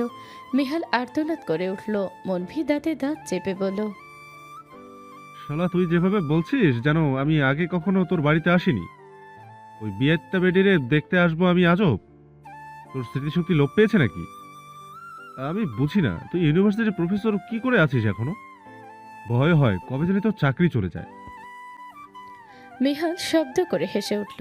হাসতে হাসতে বলল, দেখিস আবার সেই বিয়াইত্তা বেরির প্রেমে পড়ে যাস না। বলেই আবার শব্দ করে হাসতে লাগলো। মুনভির ভীষণ রাগ হলো, কিন্তু নিজের রাগ কন্ট্রোল করে বলল, প্রয়োজন পড়লে তাই করব, তোর কোনো সমস্যা? মিহাল হাসতে হাসতে মাথা নাড়িয়ে বলল, না না, আমার সমস্যা হতে যাবে কেন? যার বউ, সমস্যা তো তার হবে। মুনভি হঠাৎ জিজ্ঞেস করলো, আচ্ছা, মেয়েটা দেখতে কেমন? আর মেয়েটার নাম কি? মিহাল স্তব্ধ হয়ে গেল। মুখের হাসি মিলিয়ে গেল। তার চোখে ভেসে উঠল সেই শিশু মেয়েটির নিষ্পাপ চেহারা। সে আনমনে বলতে লাগলো, পরি, পুতুল, একদম নিষ্পাপ। যেন এই নিষ্ঠুর পৃথিবী তার জন্য নয়। দেখলে মনে হবে এই নিষ্ঠুর পৃথিবী থেকে তাকে আগলে রাখতে হবে। এই নিষ্ঠুর পৃথিবীর অসৎ মানুষগুলো কেবল তাকে কষ্ট দেবে। তাকে সেই কষ্ট পাওয়া থেকে দূরে রাখতে হবে। তাকে আঘাত করার আগেই কলিজা কেঁপে উঠবে। মুখে এতটা মায়া, একবার যে তার মায়ের বাঁধনে ভেসে যাবে, সে কখনোই এই বাঁধন থেকে ফিরে আসতে পারবে না। সে নারী যে জাদুকরী। মুনভি এক দৃষ্টিতে তাকিয়ে রইল মিহালের দিকে। মিহালকে কখনোই কারোর বিষয়ে এত সুন্দর করে কথা বলতে দেখেনি সে। মিহালের কথার মাঝে বিন্দুমাত্র মিথ্যের ছিটে ফোঁটা নেই। তার কথা শুনে তার চোখ দেখেই বোঝা যাচ্ছে তার বলা কথাগুলোর মতো সে আসলেই সেই মেয়েটিকে সকল বিপদ থেকে আগলে রাখতে চায়। অথচ আরেকজনের উপর প্রতিশোধ নেওয়ার জন্য সে এই মেয়েটিকেই নাকি এখন ব্যবহার করবে। মুনভি আবার জিজ্ঞেস করলো, নাম কি সে পরীর? মিহালের ঠোঁট প্রসারিত হলো। সে আনমনে বলতে লাগলো, নাম কি জানি? আমি জানি না তো, তবে আমি তাকে নীলাঞ্জনা বলেই ডাকি। মুনভির এবার মেজাজ বিগড়ে গেল। মিহাল কেমন জানি ফিল্মের নায়কদের মতো কথা বলছে। সে বিরক্ত হয়ে বলল, আজিব ভাই, তুই তোর মামাতো বোনের নাম জানিস না? আরে সে প্রতারক তো আবার তোর মামাতো ভাই, এবং খুব খুব খুব খুবই ভালো বন্ধু। তাহলে তার বউয়ের নাম জানিস না তুই? মজা নিচ্ছিস তুই? মিহালের হুঁশ ফিরল। সে গাড়ি চালাতে চালাতে বলল, আমার এত ইন্টারেস্ট নেই কারো নাম জানার, তাই আমি কখনো জিজ্ঞেস করিনি। আর না, সে নিজ থেকে বলেছে। মুনভি হাঁপ ছাড়লো, তারপর বলল, তাহলে নীলাঞ্জনার নিকনেম দেওয়ার কারণ কি? সে কি তোকে কোনো এক জন্মে নীল তিমি উপহার দিয়েছিল? মিহাল শব্দ করে হেসে উঠল, তারপর বলল, না, নীল রঙের তয়লায় জড়িয়েছিল আমার কোলে এবং সাগর ভাসিয়ে দিয়েছিল, যেখানে নীল তিমি অনায়াসে থাকতে পারবে। মনভি মিহালের এই কথা শুনে নড়ে চড়ে উঠল এবং জিজ্ঞেস করলো, এত বেশি কান্না করেছিল? মিহাল ঠোঁট কামড়ে হাসলো। মনে পড়ে গেল সেই পুরনো স্মৃতি, যখন সে তার নীলাঞ্জনাকে কোলে নিয়েছিল। তখন সেই ছোট্ট শিশুটি তার কোলেই প্রসব করে দিয়েছিল। মিহাল বারবার হাইজিন মেনটেন করতে ছোটবেলা থেকে। তার গায়ে ধুলাবালি লাগলেও সে সেই পোশাক সঙ্গে সঙ্গে পাল্টে ফেলত। অথচ সেই ছোট্ট নীলাঞ্জনা যখন তার কোলে প্রস্রাব করে দেয়, তখন সে একটু রাগারাগি করেনি, বরং অনেকক্ষণ ছোট্ট নীলাঞ্জনাকে নিজের কোলে রেখেছিল। এসব কথা মনে পড়তেই মিহালের ঠোঁট প্রসারিত হয়ে উঠল। মিহালকে একা একা হাসতে দেখে মনভি আবার মিহালের পিঠে কিল বসিয়ে দিল এবং তাতে দাঁত চেপে বলল, শালা একা একা না হেসে আমাকে বলল। মিহাল হাসতে হাসতে বলল, আরে ছোট শিশুরা যা করে আর কি, কোলে উঠলে। মনভি মিহালের কথা বুঝতে পেরেই শব্দ করে হেসে উঠল। তারপর দুজনেই হাসতে লাগলো এবং পৌঁছে গেল ইউনিভার্সিটিতে। আজ মনভির নাইট শিফটে কাজ, তাই ভাবলো মিহালের সাথে দেখা করে আসুক। ইগোর কারণে তাদের মধ্যে দূরত্ব বাড়লেও তাদের মনের মধ্যে কোনো দূরত্ব তৈরি হয়নি। মন থেকে দুজন দুজনের বন্ধুই রয়ে গেছে। সেই মনের টানে বারবার এক হওয়া। নীলা আর ইকরা মিলে নিজেদের অ্যাপার্টমেন্ট থেকে বের হয়েছে। সকালে হালকা কিছু খাবার খেয়ে নিল তারা। পরনে দুজনেরই বোরকা এবং হিজাব। কাঁধে ব্যাগ ঝুলিয়ে লিফটে চড়ে উঠল এবং নিচে এসেই বুক করে রাখা ক্যাবে উঠে পড়ল। নীলা আগে ক্যাব বুক করে ফেলেছিল। দুজনে মিলে গাড়ির জানালা দিয়ে বাহিরের দৃশ্য দেখতে লাগলো। সেখানে অনেক রেস্টুরেন্ট আছে। তাদের বয়সী অনেক ছেলে মেয়ে সেখানে কাজ করছে। দেখেই বোঝা যাচ্ছে তারা পড়াশোনার পাশাপাশি পার্ট টাইম জব করছে। আবার রাস্তার ধারে ধারে অনেক লোক নিজেদের ছোটখাটো দোকান নিয়ে বসেছে। হঠাৎ ইকরা নীলাকে জিজ্ঞেস করলো, আচ্ছা, আমরা তো আর পরিবারের টাকা নিয়ে চলবো না যতদিন এখানে আসি, তাহলে অবশ্যই আমাদের পার্ট টাইম জব খুঁজতে হবে। তাহলে আমরাও কি রেস্টুরেন্টে কাজ করব? এটাই তো বেশিরভাগ মানুষ করে। নীলা কিছুক্ষণ জানালা দিয়ে বাহিরে তাকিয়ে রইল। মূলত সে ভাবছে, তারপর হঠাৎ বলে উঠল, কেন না আমরা নিজেই কোনো বিজনেস স্টার্ট করি? ইকরা অবাক দৃষ্টিতে তাকালো নীলার পানে। যে মেয়ে সবসময় বলতো আই হেট বিজনেস, এখন সেই মেয়ে কিনা বিজনেস করার উদ্দেশ্যে উপদেশ দিচ্ছে। সে যদি জানতো ইরফান এবং আরশির সত্য প্রকাশ পেতে নীলা এত পরিবর্তন হয়ে যাবে, তাহলে সে আরও আগেই আটঘাট বেঁধে প্রমাণ জোগাড় করতে নেমে পড়ত। কারণ সে আগেই সব কথাও কেবল শুনেছে, কিন্তু প্রমাণ ছিল না বলে কিছুই করতে পারেনি। নিজের চিন্তা ভাবনা দূরে ফেলে জিজ্ঞেস করলো, কিসের বিজনেস করা যায়? আমার তো বিজনেস সম্পর্কে কোনো ধারণা নেই। নীলা ইকরার দিকে তাকালো এইবার। সে যতই বলুক সে আর কখনোই কাউকে বিশ্বাস করবে না, কিন্তু না চাইতেও ইকরাকে সে বিশ্বাস করে ফেলেছে। এই মেয়ে কম সাবধান করেনি তাকে, কিন্তু সে অন্ধভক্ত ছিল। একবার চোখ বন্ধ করে মানুষকে বিশ্বাস করে ঠকেছে সে। এখন না হয় চোখ খুলে বিশ্বাস করবে। যদি আবার ঠকতে হয় ঠকবে। ঠকতে ভয় নেই তার, কিন্তু ঠকাতে ভীষণ ভয়। নীলা ইকরাকে বলল, চিতই পিঠা আর ভর্তার বিজনেস করব। ইকরার চোখটা ছানা বড়া হয়ে গেল। এমনি বলে কিনা প্যারিসে এসে চিতই পিঠা এবং ভর্তার বিজনেস করবে। সে চিৎকার করে বলল, তোর মাথা ঠিক আছে? এইসব কে খাবে এখানে? মানুষ হাসাহাসি করবে। নীলা নির্বিঘ্ন ভঙ্গিতে বলল, মানুষের হাসাহাসি দিয়ে আমাদের কাজ কি? কোনো কাজেই প্রথমে সাফল্য পাওয়া যায় না। জীবনে কিছু পেতে হলে অনেক বাধা বিপত্তির সম্মুখীন হতে হয়। আমরা না হয় মানুষের হাসাহাসির সম্মুখীন হব কিছুদিন। আর প্যারিসে কি কোনো বাঙালি নেই নাকি? অবশ্যই আছে।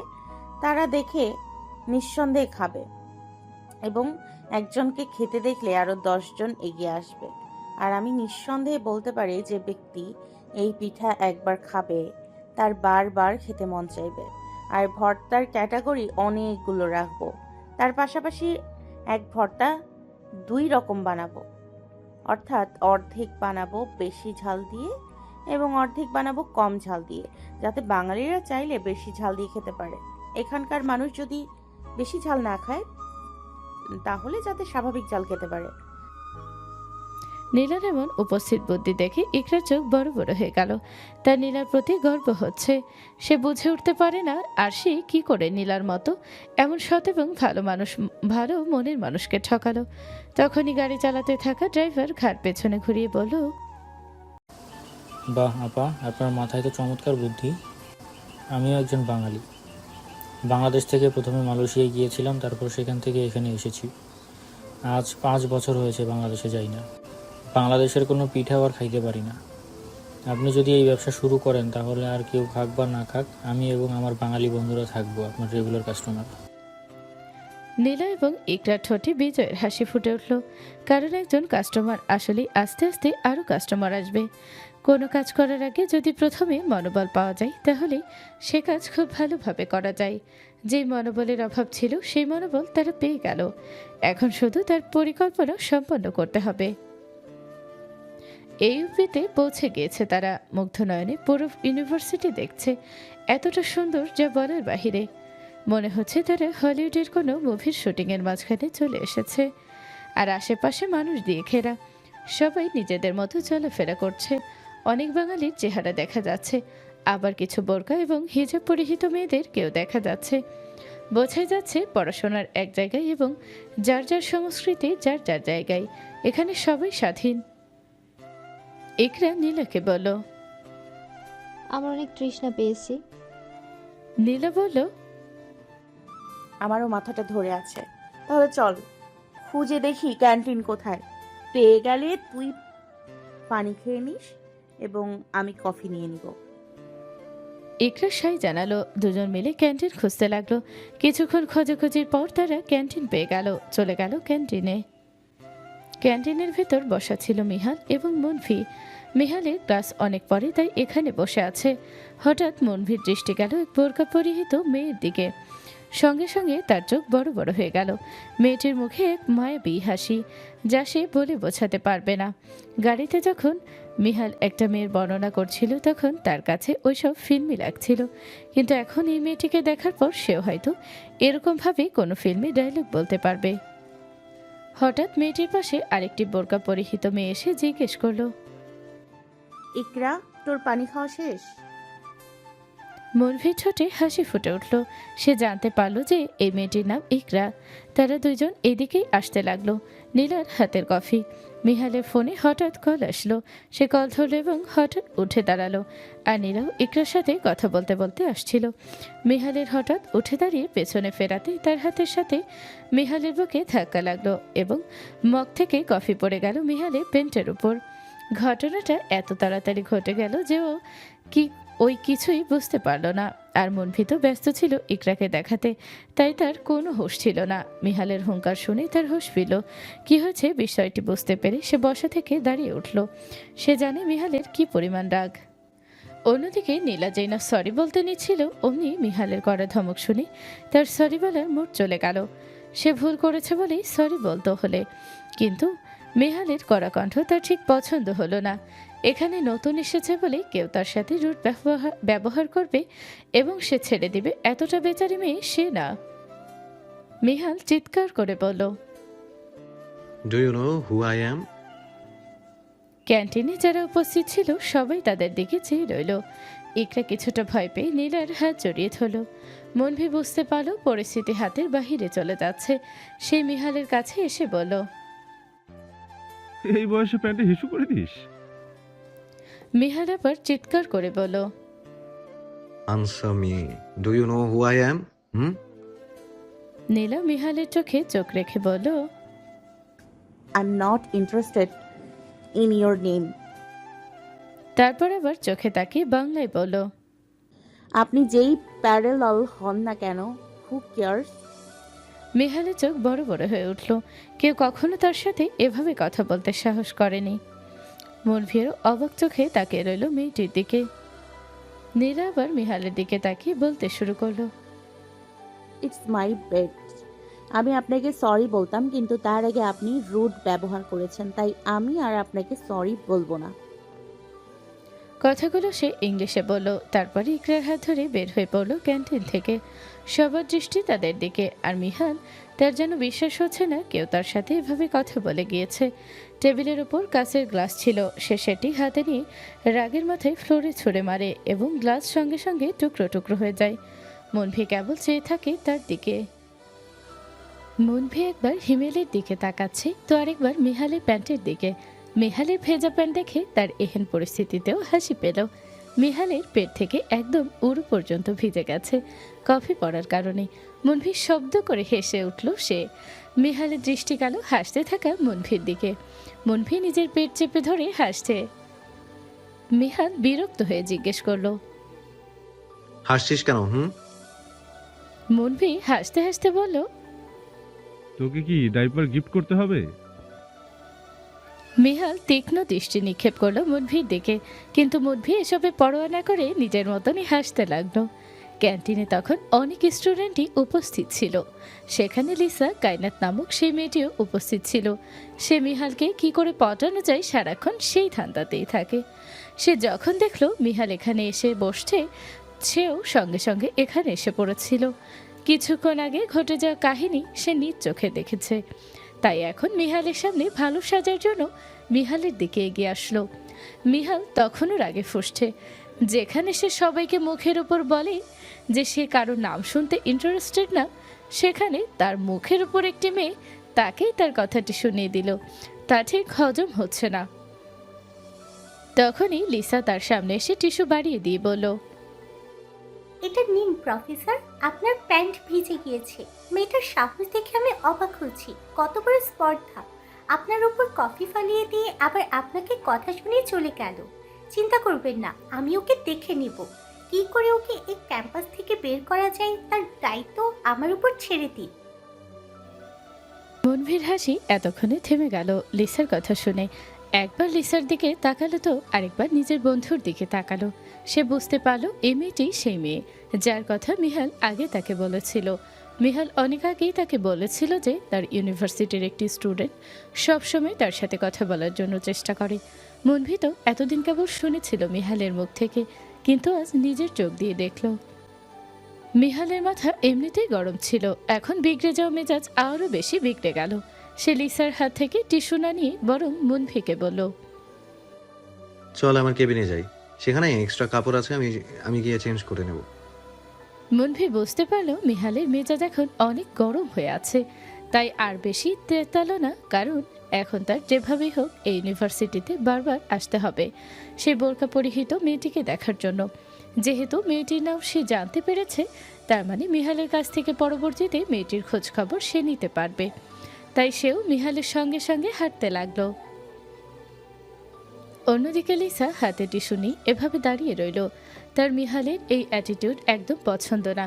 প্রিন্সিপালের মেয়ে হওয়া সত্ত্বেও তাকে কেউ এভাবে ইগনোর করতে পারে, এটা তার ধারণার বাহিরে।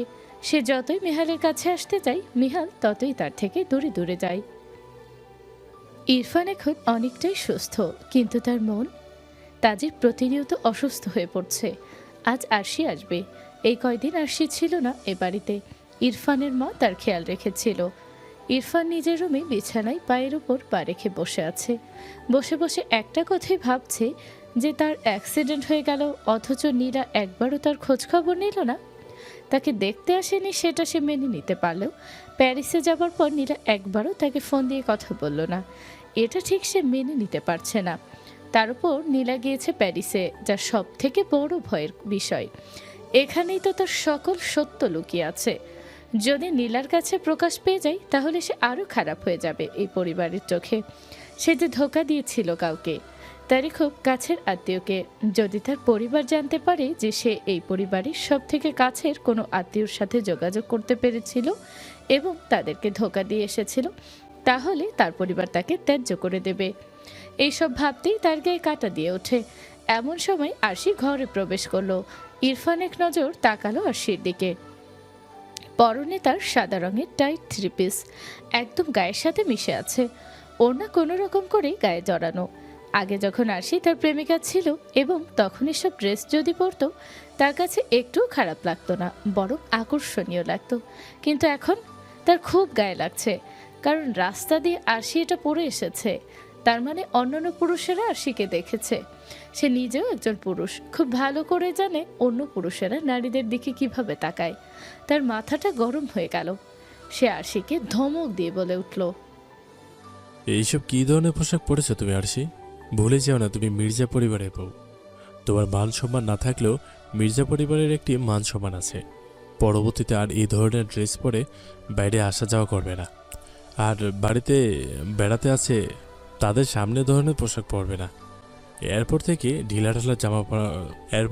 ঢিলাঢালা জামা পরবে। বাইরে গেলে বোরকা পরে যাবে। আরশি সবেমাত্র হাত ব্যাগ টেবিলের উপর রাখলো, এমন সময় ইরফানের হুঙ্কার শুনে সে কেঁপে উঠল। এমন অনাকাঙ্ক্ষিত ঘটনার জন্য সে প্রস্তুত ছিল না। তার কিছুক্ষণ সময় লাগলো ঘটনার বিষয়টি বুঝতে, কিন্তু পরক্ষণেই সে নিজেকে সামলিয়ে ইরফানের দিকে চোখ গরম করে তাকিয়ে বলতে শুরু করলো, ও প্লিজ দয়া করে আমার সঙ্গে এসব নাটক করবেন না। তোমার ভালো মানুষগিরি দেখানোর ইচ্ছা থাকলে নিজের পরিবারের সামনে গিয়ে দেখাও, আমাকে দেখাতে এসো না। তুমি কেমন তাই এই আরশির খুব ভালো করেই জানা আছে।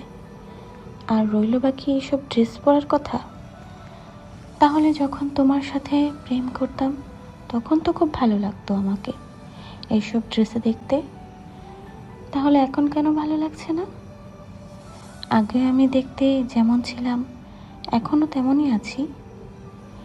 আগে যদি এইসব ড্রেসে আমাকে দেখলে বলতে আমাকে হট লাগছে, তাহলে এখন কেন ভালো লাগছে না?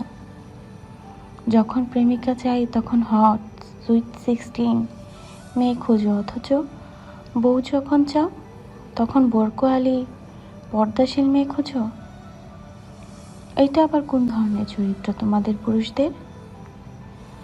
আগে নিজেদের চরিত্র ঠিক করো, তারপর অন্যদের দোষারোপ করো। আর রইল বাকি মির্জা পরিবারের সম্মানের কথা, যেখানে মির্জা পরিবারের বড় ছেলের এই অবস্থা, সেখানে সেই পরিবারের সম্মান না থাকাটাই খুব স্বাভাবিক। এবং আমার সম্মানের কথা সেটা তো কবেই চলে গিয়েছে, যখন তোমার মতো নির্লজ্জকে বিয়ে করেছিলাম। আর আমাকে ভুলেও নীলা ভাবতে শুরু করবে না যে আমি তোমার জন্য নিজের পছন্দকে বিসর্জন দিয়ে দেব। আমার যেটা ভালো লাগে আমি সেটাই করব। তোমার যদি আমাকে এরকমভাবে দেখতে অসুবিধা হয় তাহলে নিজের চোখ বেঁধে রাখতে পারো, আমার কোনো সমস্যা নেই। কথাগুলো বলে আরশি আর সেখানে দাঁড়িয়ে না থেকে গটগট করে বাথরুমে চলে গেল। আর ইরফান সে আগে নেই বিছানায় বসে রইল, তার কানে কেবল একটি কথাই বাজছে, আর আমাকে ভুলেও নীলা ভাবতে শুরু করবে না যে আমি তোমার জন্য নিজের পছন্দকে বিসর্জন দিয়ে দেব। আসলেই তো তার অপছন্দের সকল কিছু নীলা বিসর্জন দিয়েছিল। যদিও সেগুলো নীলার খুব পছন্দের ছিল, তবুও সেগুলো থেকে নিজেকে দূরে সরিয়ে রেখেছে। তার মনে পড়ে গেল অতীতের একটা স্মৃতি। নীলার বয়স তখন 11 বছর হবে, অর্থাৎ নীলার জন্মদিন আজ। পুরো বাড়ি খুব সুন্দর করে সাজানো হয়েছে। যেহেতু নীলার নীল রং খুব পছন্দ, তাই পুরো বাড়ি নীল রঙের অ্যাস্থেটিকভাবে সাজানো হয়েছে। ছোট নীলাও আজ নীল রঙের গাউন পরে নীল পরি সেজেছে। নীলা যখন নিজের রুম তৈরি হচ্ছিল তখন ইরফান তার ঘরে আসে এবং তাকে নীল রঙের কাপড়ে দেখে মুখ কুঁচকে ফেলে। তার বরাবরই এই রংটা একদম পছন্দ না। সে নীলার দিকে এগিয়ে গেল। নীলা তখন আয়নার সামনে দাঁড়িয়ে মাথা বাঁধছিল। সে আয়না দিয়ে ইরফানকে দেখতে পেল এবং ইরফানের চেহারাতে যে বিরক্তির ছাপ স্পষ্ট ছিল সেই বিরক্তির ছাপ সে দেখতে পেল। সে পিছন ফিরে ইরফানকে জিজ্ঞেস করলো, ভাইয়া কি হয়েছে? তোমার মুখ এমন দেখাচ্ছে কেন? ইরফান কপাল কুঁচকে বলল, তুই নীল রঙের জামা পরেছিস কেন? জানিস না এই রং আমার সব থেকে অপছন্দ, একদম বাজে দেখাচ্ছে। সঙ্গে সঙ্গে নীলার মুখ চুপসে গেল। সে গত রাতে কয়েকটি মার্কেট ঘুরে তারপর এই গাউন কিনেছিল। নীল গাউনটি তার খুব পছন্দ হয়েছিল। নিজের জন্মদিনের জন্য নিজে পছন্দ করে কিনেছিল গাউনটি। বাড়ির সবাই তাকে দেখে অনেক প্রশংসা করে গিয়েছে যে আজ তাকে অনেক সুন্দর লাগছে, অথচ তার ইরফান ভাই বলছে তাকে নাকি একদম বাজে দেখাচ্ছে। নিষ্পাপ মন ভেঙে চুরমার হয়ে গেল। জন্মদিন নিয়ে সে খুব বেশি এক্সাইটেড ছিল। এক নিমেষেই তার সকল খুশি হা হয়ে গেল। ভেবেছিল তার ইরফান ভাইয়া তার অনেক প্রশংসা করবে, তো তার ইরফান ভাইয়া তার প্রশংসা না করে উল্টো আরো তাকে বলল যে তাকে নাকি আজ অনেক বাজে দেখাচ্ছে। সে মনক্ষুণ্ণ হলো, মলিন মুখ করে বলল, তাহলে কি এই রঙের পোশাক চেঞ্জ করে ফেলবো? ইরফান বিন্দু মাত্র সময় নষ্ট না করে বলে উঠল, হ্যাঁ অবশ্যই এক্ষুনি এই রঙের জামাটা চেঞ্জ করুন, একদম বিট খোলে লাগছে তোকে। কথাটি বলে গটগট করে বের হয়ে গেল ইরফান রুম থেকে। আর নীলা অশ্রুসিক্ত নয়নে ইরফানের দিকে চেয়ে রইল। তারপর আর দেরি না করে সেই একই রঙের জামাটি চেঞ্জ করে অন্য একটি জামা পরল। সবাই যখন তাকে জিজ্ঞেস করলো যে কেন সে নীল রঙের গ্রাউন্ড চেঞ্জ করে ফেলেছে, তখন সে কিছু একটা বাহানা করে ফেলল। সেই দিন নীলার মন অনেকটাই খারাপ ছিল, কারণ সে নিজের পছন্দের জামাটি পরতে পারেনি। কিন্তু নিজেকে একটি কথাই বলে সে সান্ত্বনা দিয়েছিল যে তার দাদি একবার তাকে বলেছিল যে তার ইরফান ভাইয়ের সাথে তাকে বিয়ে দেওয়া হবে, এবং সে যেন সবসময় তার ইরফান ভাইয়ের কথা শুনে চলে। তার ইরফান ভাইয়া যা বলবে তাই যেন সে করে, তাহলে নাকি বিয়ের পর তার ইরফান ভাই তাকে অনেক ভালোবাসবে। তাই তো নীলা নিজের পছন্দের সব কিছু আস্তে আস্তে বিসর্জন দিতে লাগলো ইরফানের জন্য। ছোটবেলায় থেকে সে প্রতিবাদী হলেও কখনো এসব বিষয় নিয়ে সে প্রতিবাদ করেনি। তার দাদিমা সবসময় বলতো ভালোবাসার জন্য নাকি ছাড় দিতে হয়, এবং সে সবসময় ছাড় দিয়ে এসেছিল। এসব ভাবতে ভাবতে ইরফান বর্তমানে ফিরে এলো। তারপর একা একা বলল, তুমি ঠিকই বলছো আরশি, তুমি এখনো নীলার মতো হতে পারবে না। নীলার মতো হতে গেলে তোমাকে আরো 1000 বার জন্ম নিতে হবে। নীলা আমাকে যতটা ভালোবেসেছে তা কখনো কেউ বাসেনি, এবং আমি এটা খুব দেরি করে উপলব্ধি করছি। নীলা আর ইকরা মিলে তাদের ক্লাসরুমে বসে আছে। অলরেডি তারা 2টা ক্লাস করে ফেলেছে, এখন গ্রুপিং ক্লাস হবে। ইকরা আলাদা ক্লাসে চলে যাবে তার গ্রুপিং সাবজেক্টের জন্য, আর নীলার এখন ইকোনমিক ক্লাস হবে। ইকরা বের হয়ে যেতেই নীলা নিজের সিটে একা একা বসে রইল। অবশ্য ক্লাস করার মাঝ দিয়ে তাদের 2-1জনের সাথে বন্ধুত্ব হয়ে গিয়েছে।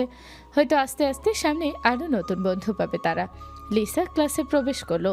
সে অন্যান্য ক্লাস মিস দিলেও কখনো ইকোনমিক ক্লাস মিস দেয় না, কারণ ইকোনমিক টিচার আর কেউ না, তার ক্রাশ মিহাল খান।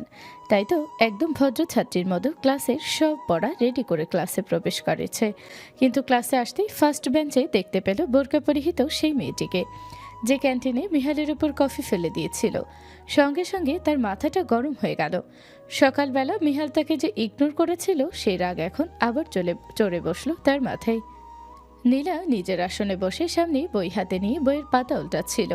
এমন সময় লিসা এসে নীলার হাত থেকে বই নিয়ে মাটিতে ছুঁড়ে ফেলল এবং ইংরেজিতে বলল, তোমার তো সাহস কম না, ইউনিভার্সিটিতে এসে ইউনিভার্সিটির টিচারকে কথা শোনাও। ভুল করে সরি বলার বদলে উল্টো টিচারকে কথা শুনিয়ে এসেছো তুমি। তুমি জানো আমি কে? চাইলে এক্ষুনি তোমাকে ইউনিভার্সিটি থেকে বের করে দিতে পারি। বেরিয়ে যাও ক্লাস থেকে। কোন সাহসে এই ক্লাসে বসেছো? যেই টিচারকে অপমান করলে সেই টিচারের ক্লাস করতে লজ্জা করবে না তোমার? নির্লজ্জের মতো বসে না থেকে চলে যাও। নীলা স্তব্ধ হয়ে গেল এমন আকস্মিক ঘটনার কারণে। এরকম কিছুর জন্য সে প্রস্তুত ছিল না। ঘটনাটি বুঝতে তার অনেকক্ষণ সময় লাগলো, কিন্তু পরক্ষণেই তার মুখশ্রীর ধরন বদলে গেল। স্বাভাবিক মুখশ্রীতে রাগের আভা ফুটে উঠল। খেয়ে বসা থেকে উঠে পড়ল এবং মেয়েটির চোখে চোখ রেখে ইংরেজিতে বলতে লাগলো, তোমার সাহস কি করে হলো আমার পারমিশন ছাড়া আমার বই মাটিতে ছুঁড়ে ফেলার? এত ভালো ইউনিভার্সিটিতে পড়ো, অথচ কোনো আদব কায়দা জানো না। নিজের যোগ্যতায় আমি এখানে এসেছি, কারোর কোনো অধিকার নেই আমাকে এইখান থেকে বের করে দেওয়ার। তাই আমার থেকে দূরে থাকবে। আমি কাউকে ভয় পেয়ে চলবো না। নেক্সট টাইম যদি আমার জিনিসপত্রে হাত লাগাও তাহলে তোমার হাত ভেঙে ফেলতে আমি দ্বিতীয়বার ভাববো না। কথাগুলো বলেই নীলা নিচে পড়ে থাকা নিজের বই তুলে নিল এবং সুন্দর করে বইটি মুছে বেঞ্চের ওপর রাখলো। ক্লাসের সবাই নীলার দিকে অবাক দৃষ্টিতে তাকিয়ে আছে। কেউ কেউ আবার খুব খুশি হচ্ছে, কারণ লিসা প্রিন্সিপালের মেয়ে বলে সবার উপর জোর খাটায়। কেউ ভয়ে কিছুই বলতে পারে না, আর যারা লিসার মতো সাহসী তাদেরকে লিসা নিজের টিমে নিয়ে ফেলে। ফলস্বরূপ দুর্বলরা ভয়ে ভয়ে চলে। কিন্তু নীলা প্রথম যে কিনা ইউনিভার্সিটিতে প্রথম দিনে এসেই নিজের সাহসিকতা প্রকাশ করেছে। সবাই সম্মানের দৃষ্টিতে দেখছে নীলাকে। লিসার মুখ রাগে লাল হয়ে রয়েছে এই অপমান তার সহ্য হলো না। কেউ কখনো তার চোখে চোখ রেখে কথা বলার সাহস পায়নি, অথচ এই নতুন মেয়ে তাকে অপমান করছে। সে যেই না কিছু বলতে যাবে অমনি পিছন থেকে গম্ভীর পুরুষালী কণ্ঠ ভেসে আসলো। কি হচ্ছে এখানে? মিহাল প্যান্টের পকেটে হাত গুজে রেখে ক্লাসরুমের ভেতর প্রবেশ করতে করতে ইংরেজিতে কথাটি বলল। সবার দৃষ্টি এখন মিহালের দিকে। মিহালকে দেখে সবাই যার যার সিটে গিয়ে বসলো। কেবল লিসা যেখানে দাঁড়িয়ে ছিল সেখানে দাঁড়িয়ে রইল। সে মিহালকে দেখে ঠোঁট উল্টিয়ে দিয়ে বলতে শুরু করলো। কিছু না স্যার, এই নতুন মেয়েটি ইউনিভার্সিটিতে আসার পর থেকে একের পর এক ঝামেলা করে যাচ্ছে। ওকে ক্লাস থেকে বের করে দেন আপনি। নীলা অবাক হয়ে এতক্ষণ দেখছিল নিজের অর্থনীতির শিক্ষককে, যার সাথে সে ভার্সিটিতে সেকে দেখে ঠোঁট উল্টিয়ে দিয়ে বলতে শুরু করলো। কিছু না স্যার, এই নতুন মেয়েটি ইউনিভার্সিটিতে আসার পর থেকে একের পর এক ঝামেলা করে যাচ্ছে। ওকে ক্লাস থেকে বের করে দেন আপনি। নীলা অবাক হয়ে এতক্ষণ দেখছিল নিজের অর্থনীতির শিক্ষককে, যার সাথে সে ভার্সিটিতে সে ঝগড়া করেছিল। সে যে তার শিক্ষক এটা সে কল্পনা করতে পারেনি। কিন্তু তার মানে এই না যে সে ভয় পাবে। ভয় তো তারা পায় যারা ভুল কিছু করে। সে তো কোনো ভুল কিছু করেনি। কিন্তু সে আরেক দফা অবাক হলো লিসার কথা শুনে। সে তো কোনো উল্টাপাল্টা ঝামেলা করেনি। মিহাল লিসাকে যেই না কিছু বলতে যাবে তার আগে নীলা বলে উঠল। স্যার, আমি জানতাম না যে এই কলেজের টিচাররা নিজেদের জন্য পার্সোনাল অ্যাসিস্ট্যান্ট হিসেবে নিজেদের স্টুডেন্টদেরকে রেখে দেয়, আর সেই স্টুডেন্টরা টিচারদের তোতা পাখি হয়ে অন্যদের সাথে ঝগড়া করে। ইউনিভার্সিটিতে আসার পর অনেক নতুন নিয়ম জানতে পারলাম। নীলার কথা শুনে মিহাল কিছুটা অবাক হলো। সে ক্লাসরুমে ঢুকে প্রথম নীলাকে দেখে অনেকটা অবাক হয়েছিল, সঙ্গে রেগে গিয়েছিল। কিন্তু পরক্ষণেই সে নিজেকে বোঝালো যে এটা তার প্রফেশন, আর প্রফেশনে সে ব্যক্তিগত কিছু আনবে না। তাই এমন ভাব ধরল যে সে নীলাকে চেনে না। কিন্তু এখন নীলার কথা শুনে সে আরেক দফা অবাক হলো। তার জানা মতে ইউনিভার্সিটিতেও এমন কোনো নিয়ম নেই। মেয়েটি কি বলছে এই কথাটি বুঝতে তার কিছুটা সময় লাগলো। আর লিসা তার তো গা জ্বলে উঠল নীলার কথা শুনে। নীলা তাকে ডিরেক্টলি বলছে সে নাকি শিক্ষকদের তোতা পাখি। এত বড় অপমান তার হজম হলো না। সে যেই না কিছু বলতে যাবে অমনি মিহাল বলে উঠল। সাইলেন্ট। আমি কোনো ফালতু কথা শুনতে আসিনি এখানে। And you. সে লিসার দিকে তাকিয়ে বলতে শুরু করলো। আমি কাকে ক্লাসে রাখবো আর কাকে রাখবো না সেটা তোমাকে বুঝতে হবে না। আমার ক্লাস আমি বুঝে নেব। আর কে ইউনিভার্সিটিতে ঝামেলা করছে আর করছে না সেটা আমরা শিক্ষকরা দেখব, তোমাকে দেখতে হবে না। আর এখানে হচ্ছেটা কি? লিসা হকচকিয়ে গেল এবং কিছুটা ভয় পেল, কারণ মিহাল বরাবরই ক্লাসের ডিসিপ্লিন ঠিক রাখতে পছন্দ করে। আর সেই জায়গায় সে ক্লাসে প্রবেশ করে প্রথমে নীলার বই মাটিতে ছুঁড়ে ফেলেছে। এটা যদি মিহাল জানতে পারে তাহলে নিশ্চিত তাকে এই ক্লাস থেকে বের করে দেবে। তাই সে ভয়ে শুকনো ঢোক গেল। এমন সময় পেছন থেকে কয়েকজন মিলে সমস্ত ঘটনা খুলে বলল। তাদের অনেক আগে থেকে লিসার উপর জেদ ছিল। এই সুযোগে তারা লিসার সত্যটা বলে দিল। সমস্ত ঘটনা শুনে মিহালের চোয়াল শক্ত হয়ে গেল। সে বরাবরই বই খাতায় এসবকে প্রচণ্ড সম্মান করে। সে জায়গায় তার স্টুডেন্ট তার ক্লাসের এক মুহূর্তে অন্য আরেক স্টুডেন্টের বই মেঝেতে ছুঁড়ে ফেলেছে। বইটাকে অপমান করা মানে তাকে অপমান করা, এবং যে একবার মিহাল খানকে অপমান করবে তাকে অনেক বড় শাস্তির সম্মুখীন হতে হবে। সে লিসার দিকে তাকিয়ে হুঙ্কার দিয়ে বলে উঠল। যার বই তুমি নিচে ফেলেছো তাকে সরি বলো। সবাই অবাক হয়ে গেল, কারণ লিসা কখনই কাউকে সরি বলেনি। মিহাল আবার ধমক দিয়ে উঠতেই লিসা নীলাকে সরি বলল। নীলা জবাবে ইটস ওকে বলল। তখনই মিহাল লিসাকে বলল, আমার ক্লাস থেকে এক্ষুনি বের হয়ে যাও। যে বিদ্যাকে অপমান করে তার কোনো জায়গা নেই আমার ক্লাসে। আগামী 1 সপ্তাহ তুমি আমার ক্লাস থেকে সাসপেন্ডেড। 1 সপ্তাহ পর নিজের গার্ডিয়ান নিয়ে আসবে আমার কাছে, তারপরেই তোমাকে আমার ক্লাস করতে দিব। নাও গেট লস্ট। শেষের কথাটি মিহাল অনেক জোরে চিৎকার করে বলল। লিসার দাঁড়িয়ে না থেকে দৌড় দিয়ে ক্লাসরুম থেকে বের হয়ে পড়ল। সবাই চেয়ে রইল লিসার যাওয়ার দিকে, আর নীলা সে চুপচাপ বসে রইল আর মনে মনে বলতে লাগলো, প্যারেলালকে যতটা খারাপ ভেবেছিলাম ততটাও খারাপ নয়। নীলা খুব মনোযোগ দিয়ে ক্লাস করছে আর মিহাল নিজের মতো করে পড়াচ্ছে। বরাবরই মিহাল কেবল ক্লাসে এসে পড়িয়ে স্টুডেন্টদের ডাউট সলভ করে। অ্যাসাইনমেন্ট দিয়ে ক্লাস থেকে চলে যায়, অন্য কোনোখানে মন অথবা চোখ দেয় না। কিন্তু আজ না চাইতেও সামনের বেঞ্চে নিজের বইতে মগ্ন থাকা বোরকা হিজাব এবং মাস্ক পরে থাকা মেয়েটির দিকে তার নজর চলে যাচ্ছে। সকালে সে কেবল মেয়েটির চোখে দেখেছিল, কারণ মেয়েটির মাস্ক পরা ছিল, আর কেবল মেয়েটির কণ্ঠ শুনেছে। তাছাড়া আর কিছুই জানা নেই তার এই মেয়েটির সম্পর্কে। অবশ্য জানতে তার 1 সেকেন্ডও সময় বেশি লাগবে না। মন বলছে এই মেয়েটির সম্পর্কে জানতে, কিন্তু ইগো এবং মস্তিষ্ক বলছে এই মেয়েটি তেমন ইম্পর্টেন্ট না, তার জন্য এই মেয়েটির সম্পর্কে কিচ্ছু না জানলেও চলবে। সে এখন মন এবং মস্তিষ্কের সিদ্ধান্তের মাঝখানে বন্দি আছে।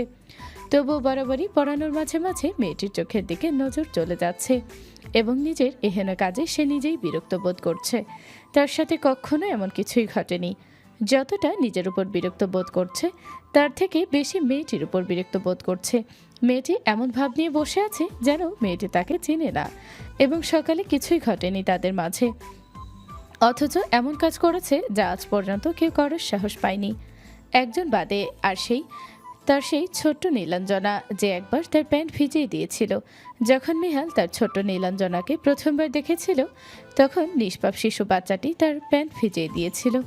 সেই ঘটনাটি আজ থেকে 21 বছর আগের, অথচ 21 বছর পর এক মেয়ে এসে আবার তার প্যান্ট ভিজিয়ে দিল। যে কাজ একবার তার নীলাঞ্জনা করে ফেলেছিল, সেই কাজ দ্বিতীয়বারের জন্য অন্য কেউ করেছে, এটা ঠিক পছন্দ হলো না মিহাল নিজের মাথা নেড়ে সকল চিন্তাভাবনা দূর করলো, কারণ সে নিজের লক্ষ্য থেকে বিচ্যুত হতে পারবে না। তার একটাই লক্ষ্য, সেটা হলো প্রতিশোধ। মনভি ইউনিভার্সিটির চারদিক তন্ন তন্ন করে খুঁজেছে সেই মেয়েটিকে, যাকে সকালে এক নজর দেখেছিল। মনে পড়ে গেল সকালের ঘটনাটা। সে মিহালের সাথে ক্যান্টিনে বসেছিল, তখন দুটি মেয়ে এসে একসাথে ক্যান্টিনে প্রবেশ করলো। দুজনেই বোরকা হিজাব এবং মাস্ক পরেছিল। সবার থেকে ভিন্ন ছিল বলে প্রথমেই মনভির দৃষ্টি চলে গেল মেয়ে দুটির দিকে। দুটি মেয়ের মধ্যে একজন লাইট পিঙ্ক রঙের বোরকা পরেছিল, হিজাবও একই রঙের। চোখটা টানা টানা। মনভি না চাইতেও বারবার মেয়েটির দিকে তাকাচ্ছে। হঠাৎ মনভি থমকে গেল যখন মেয়েটি নিজের মাস্ক খুলে বোতল দিয়ে পানি পান করতে লাগলো। গোলগাল চেহারা, গায়ের রং উজ্জ্বল, গালে আছে জন্মদাগ, যা মনভির নজর কাড়ার জন্য যথেষ্ট ছিল। হঠাৎ পাশের মেয়েটি বলে উঠল, ইকরা। নামটি শুনে মনভি বাস্তবে ফিরে এলো। আবার একই নামে শুনল সে। ইকরা, সে বুঝতে পারছে না আদৌ কি সেই নামটি শুনেছে নাকি এটা তার কল্পনা। নীলা ক্লাস থেকে বের হলো এবং ইকরার ক্লাস যেখানে, সেখান থেকে ইকরাকে বের হতে দেখলো। তখন ইকরাও ক্লাস শেষ করে সেও ক্লাস থেকে বের হলো। নীলা ইকরাকে ক্লাস থেকে বের হতে দেখে ইকরার নাম ধরে দূর থেকে ডাক দিল, আর তাই মনভি ডাকটি শুনতে পেল। সে করিডোরের মাঝখানে ছিল। সামনে থেকে দেখলো সে যাকে এতক্ষণ ধরে তন্ন তন্ন করে খুঁজছিল, সে মেয়েটি হেঁটে আসছে। মনভির পা সেখানেই থেমে গেল। মেয়েটির চোখ আরও স্পষ্ট হলো। এতক্ষণ দূরে ছিল বিধায় চোখ ছোট ছোট দেখা যাচ্ছিল, কিন্তু মেয়েটি যত কাছে হেঁটে আসছে বা আসতে লাগলো, তত যেন মনভির বুক ধুক ধুক ধুক ধুক করতে লাগলো। সে নিজে একজন ডাক্তার, কিন্তু এখন তার মনে হচ্ছে তার নিজেরই কোনো এক ডাক্তারের প্রয়োজন। ইকরা একদম তার কাছে চলে এলো। মনভি এক নজরে তাকিয়ে রইল তার দিকে। ইকরা যেই না তার পাশ কাটিয়ে সামনে যাওয়ার জন্য অগ্রসর হলো, তখনই সে নরম সুরে বলল, ওয়েট। ইকরা সঙ্গে সঙ্গে দাঁড়িয়ে গেল। মেয়েটা নীলার মতো না এত প্রতিবাদী আর না এত সাহসী। সে কিছুটা ভীত প্রকৃতির বটে, কিন্তু তবু নিজের ভয় প্রকাশ না করে স্বাভাবিক কণ্ঠে তাকে যেই পুরুষটি ডেকেছে সেই পুরুষটির দিকে তাকিয়ে বলল, ইয়েস। মনভির গায়ের লোম দাঁড়িয়ে গেল নিজের পাশে থাকা মেয়েটির নরম কণ্ঠ শুনে। এই মুহূর্তেই তার মনে হলো, যদি এই মেয়েটি একবার তাকে অনুমতি দেয়, তাহলে সে আজীবন এই মেয়েটির কণ্ঠ শুনে নিজের জীবন পার করে দিতে পারবে। সে মেয়েটির চেহারা দেখার জন্য দু কদম পিছিয়ে গেল। এখন তারা দুজন একে অপরের সামনে দাঁড়িয়ে আছে। মনভির হাইট হবে 6 ফুট, আর তার সামনে দাঁড়িয়ে থাকা মেয়েটির হাইট হবে 5 ফুট 4 কি 5। মেয়েটির হাইট দেখে মনভি মুচকি হাসলো এবং মনে মনে বলল, তার মানে আমাদের ভালোই বানাবে। ইকরা বেশ হাঁসফাঁস করতে লাগলো। একেই তো অচেনা পরিবেশ, তার উপর আবার অচেনা মানুষ, আবার তাকে ডেকেছে অথচ কিছুই বলছে না। সে কিছুটা ভয় পাচ্ছে মনে মনে, কিন্তু কিচ্ছু প্রকাশ করলো না। অন্যদিকে নীলা নিজের ক্লাসরুমের বাইরে দাঁড়িয়ে দূর থেকে সবটা দেখছে, আর ক্লাসরুমের ভেতর থেকে মিহাল নীলাকে দেখছে। নীলা দূর থেকে দাঁড়িয়ে ইকরাকে দেখেই বুঝতে পারছে কিছু একটা হয়েছে, তাই কিছু না ভেবে ইকরার কাছে যাওয়ার জন্য পা বাড়ালো। আর মিহাল যখন দেখলো নীলা তার চোখে আড়াল হয়ে যাচ্ছে, সেও নিজের ক্লাসরুম থেকে বের হয়ে এলো। সে ভেবেছিল ক্লাস শেষ হলে মেয়েটির সাথে সে নিজের বোঝাপড়াটা মিটিয়ে নিবে, কিন্তু তা করার আগেই মেয়েটি চলে যেতে লাগলো। তাই সেও মেয়েটির পেছন পেছন হাঁটতে লাগলো। নিজের সামনে দাঁড়িয়ে থাকা যুবকটি এখনো কিছু বলছে না দেখে ইকরা বেশ বিরক্ত বোধ করলো। মুখ দিয়ে চশ জাতীয় শব্দ উচ্চারণ করে ইংরেজিতে জিজ্ঞেস করলো, কিছু হয়েছে? মনভি নিজের হুঁশে ফিরে এলো। সে মুখ দিয়ে কিছু বলতে চাইলো, কিন্তু গলা দিয়ে তার কোনো শব্দ বের হচ্ছে না। আমতা আমতা করে বলতে লাগলো, আই মিন অ্যাকচুয়ালি নিজের সামনে দাঁড়িয়ে থাকা যুবকটিকে এমনভাবে তোতলাতে দেখে ইকরার বেশ বিব্রতবোধ পরিস্থিতিতে পড়ল। ততক্ষণে নীলাও সেখানে এসে পড়েছে। নীলা কাছে আসতে ইকরা কিছুটা সাহস পেল। নীলা ইকরার হাত ধরে মনভির সামনে দাঁড়ালো। তাদের দুজনের সামনে দাঁড়িয়ে থাকা যুবকটি এখনও তোতলাচ্ছে। নীলা যুবকটিকে বেশ ভালোভাবে পর্যবেক্ষণ করে নিল। তার কাছে মনে হলো না যুবকটির কোনো খারাপ উদ্দেশ্য আছে, কিন্তু যুবকটার মনে কি আছে এটাও সে ঠিক বুঝতে পারছে না। মিহাল দূর থেকে দেখে চিনতে পারল এটা মনভি, কিন্তু সে এটা বুঝতে পারল না যে মনভি ওই মেয়েটার সাথে কি কথা বলছে। সে আস্তে আস্তে এগিয়ে আসতে লাগলো তাদের দিকে। মনভি আবার বলতে শুরু করলো, actually I know, I mean you are know I am. বলতে বলতে আবার থেমে গেল। কখনোই তার সাথে এমন হয়নি, আজ প্রথম এমন হচ্ছে। নিজের উপর নিজে ভীষণ রাগ উঠছে, ইচ্ছে করছে পাশে দেওয়ালে নিজের মাথাটা ফাটাতে। নীলারিকরা একবার সামনে দাঁড়ানো যুবকটির দিকে তাকালেও, তাও আরেকবার একে অপরের দিকে তাকালো। তারপর হঠাৎ গ্রাউন্ড থেকে মাইকের শব্দ এলো। বড় মাঠের ফাঁকা স্থানের অ্যানাউন্সমেন্টের ব্যবস্থা করা আছে। এখানে বেশ জরুরি ঘোষণাগুলো অ্যানাউন্সমেন্ট করা হয়, যাতে সকল স্টুডেন্ট যেখানে থাকুক না কেন সেখান থেকে শুনতে পারে। মাইকের শব্দ শুনে সবাই সেখানে তাকালো। নীলা ইকরার হাত ধরে দৌড় লাগালো সেই দিকে। মনভি তাদের যাওয়ার দিকে চেয়ে রইল। ততক্ষণে মিহান মনভির কাছে চলে এলো। এসেই মনভির পিঠে কিল বসিয়ে দিয়ে জিজ্ঞেস করলো, আমতা আমতা করি কোনো কথা পেলাম না, আবার কথা বলবো? মনভি হকচকিয়ে উঠল এবং মনে মনে বলল, কিন্তু মুখ দিয়ে কিছু বলল না, কারণ সে প্রকাশ করতে চায় না যে সে কোনো মেয়ের প্রতি দুর্বল হতে চলেছে। তারপর ভাব নিয়ে বলল, আসলে মেয়েটা এসে আমাকে বলল আমি নাকি দেখতে খুব হ্যান্ডসাম। আমাকে দেখে তার এই ইউনিভার্সিটির স্টুডেন্ট ভেবেছিল। আমার বয়স বুঝতে পারেনি। আমাকে তো এখনো ইয়াং লাগে, তাই এটা স্বাভাবিক। যখন বললাম আমি স্টুডেন্ট না, আমি একজন ডক্টর, তখন তো অনেক অবাক হয়ে গেল। তারপর টুকিটাকি কথা বলে তারা চলে গেল। মেহালে ঠিক হজম হলো না মনভির কথা। সে খুব ভালো করে তার বন্ধুকে জেনে, আর একটু আগেও মেয়েটিকে সে ক্লাসরুমে দেখেছে। বয়স তো তার কম হলো না। সে খুব ভালো করেই মানুষ চিনতে পারে। এই মেয়েটি যে এমন কথা বলতে পারে না, এটা সে খুব ভালো করেই জানে। কিন্তু যেহেতু এখানে উপস্থিত ছিল না, তাই এ বিষয়টি আর ঘাটালো না। তারাও এগিয়ে গেল অ্যানাউন্সমেন্ট শুনতে। মাঠে প্রচণ্ড ভিড় জমেছে। এখানে সিনিয়র জুনিয়র সকল স্টুডেন্ট উপস্থিত। টিচাররা সবাই যেখানে অ্যানাউন্সমেন্ট করে সেই স্টেজে দাঁড়িয়ে আছে। প্রিন্সিপাল সকলের উদ্দেশ্যে বলতে লাগলো, এই ইউনিভার্সিটিতে অ্যানুয়াল ফাংশন অনুষ্ঠান হবে। অনুষ্ঠানটি আরও আগেই হয়, কিন্তু কোনো কারণে অনুষ্ঠানটি এখনো পর্যন্ত হয়নি। যেহেতু স্কলারশিপ নিয়ে বাইরে থেকে অনেক স্টুডেন্ট এসেছে আমাদের এই ইউনিভার্সিটিতে, তাই ভাবলাম সবাইকে নিয়ে অনুষ্ঠানটি করি। তোমরা নিজেরা নিজেদের মতো ড্রেসের থিম চুজ করে পরবে, কিন্তু হ্যাঁ, যার ড্রেস একদম আইকনিক হবে তাকে আমাদের ইউনিভার্সিটির তরফ থেকে সারপ্রাইজ গিফট দেওয়া হবে। তাই সবাই সবার বেস্ট ট্রাই করবে। আর যারা কোনো কারিকুলামে অংশগ্রহণ করতে আগ্রহী, সিনিয়র এবং টিচারদের সাথে যোগাযোগ করবে। ধন্যবাদ সবাইকে। কথাগুলো বলে প্রিন্সিপাল স্টেজ থেকে নেমে গেল। সঙ্গে সঙ্গেই মাঠে হট্টগোল শোনা গেল। সকল স্টুডেন্টরা খুশিতে আত্মহারা। যারা পুরাতন তারা খুশি হয়েছে, কারণ তাদের ইউনিভার্সিটিতে আবার একটা অনুষ্ঠান হবে। তারা এখানকার অনুষ্ঠান সম্পর্কে পরিচিত, তাই তারা জানে এখানে অনুষ্ঠান হলে কেমন হতে পারে। আর যারা নতুন এসেছে তারা আগ্রহী এই ইউনিভার্সিটির অনুষ্ঠান দেখার জন্য। সবাই নিজের মতো গ্রুপ করে ড্রেস কোড ভাবতে লাগলো। লিসা এই অ্যানাউন্সমেন্ট হবে আগে থেকেই জানতো, কারণ গত রাতে তাকে তার বাবা বলেছিল। অনেক আগেই নিজে কি পড়বে ভেবে রেখেছিল। এখন শুধু নিজের দলবল নিয়ে বাকিদেরকে শাসানো বাকি, যাতে কেউ তার মতো ড্রেস না পরে এবং সে এই সারপ্রাইজ গিফট পেয়ে যায় আর তার প্রিয় ক্রাশ টিচারকে ইমপ্রেস করতে পারে। নীলা আর ইকরা নিজেদের অ্যাপার্টমেন্টে ফিরে এলো। দুজন নিজ নিজ রুমে চলে গেল। রুমে গিয়ে যার যার পরিবারের সাথে ফোনে কথা বলল এবং তারপর ফ্রেশ হয়ে খাবার রান্না করতে চলে গেল। এটা না নিজের দেশ আর না নিজের বাড়ি যে কেউ মুখের সামনে এসে খাবার তুলে দেবে। এখানে নিজের কাজ নিজেরই করতে হয়। সারাদিন অপরিচিত মানুষদের ভিড়ে থেকে মানিয়ে নিতে হয়, আবার বাড়ি ফিরে নিজেকে নিজেরই সামলাতে হয়। খুব কম মানুষ বিদেশে এসে টিকতে পারে, সবাই সব জায়গায় সবভাবে সামলাতে পারে না। নীলা আর ইকরা মিলে রান্না করতে লাগলো।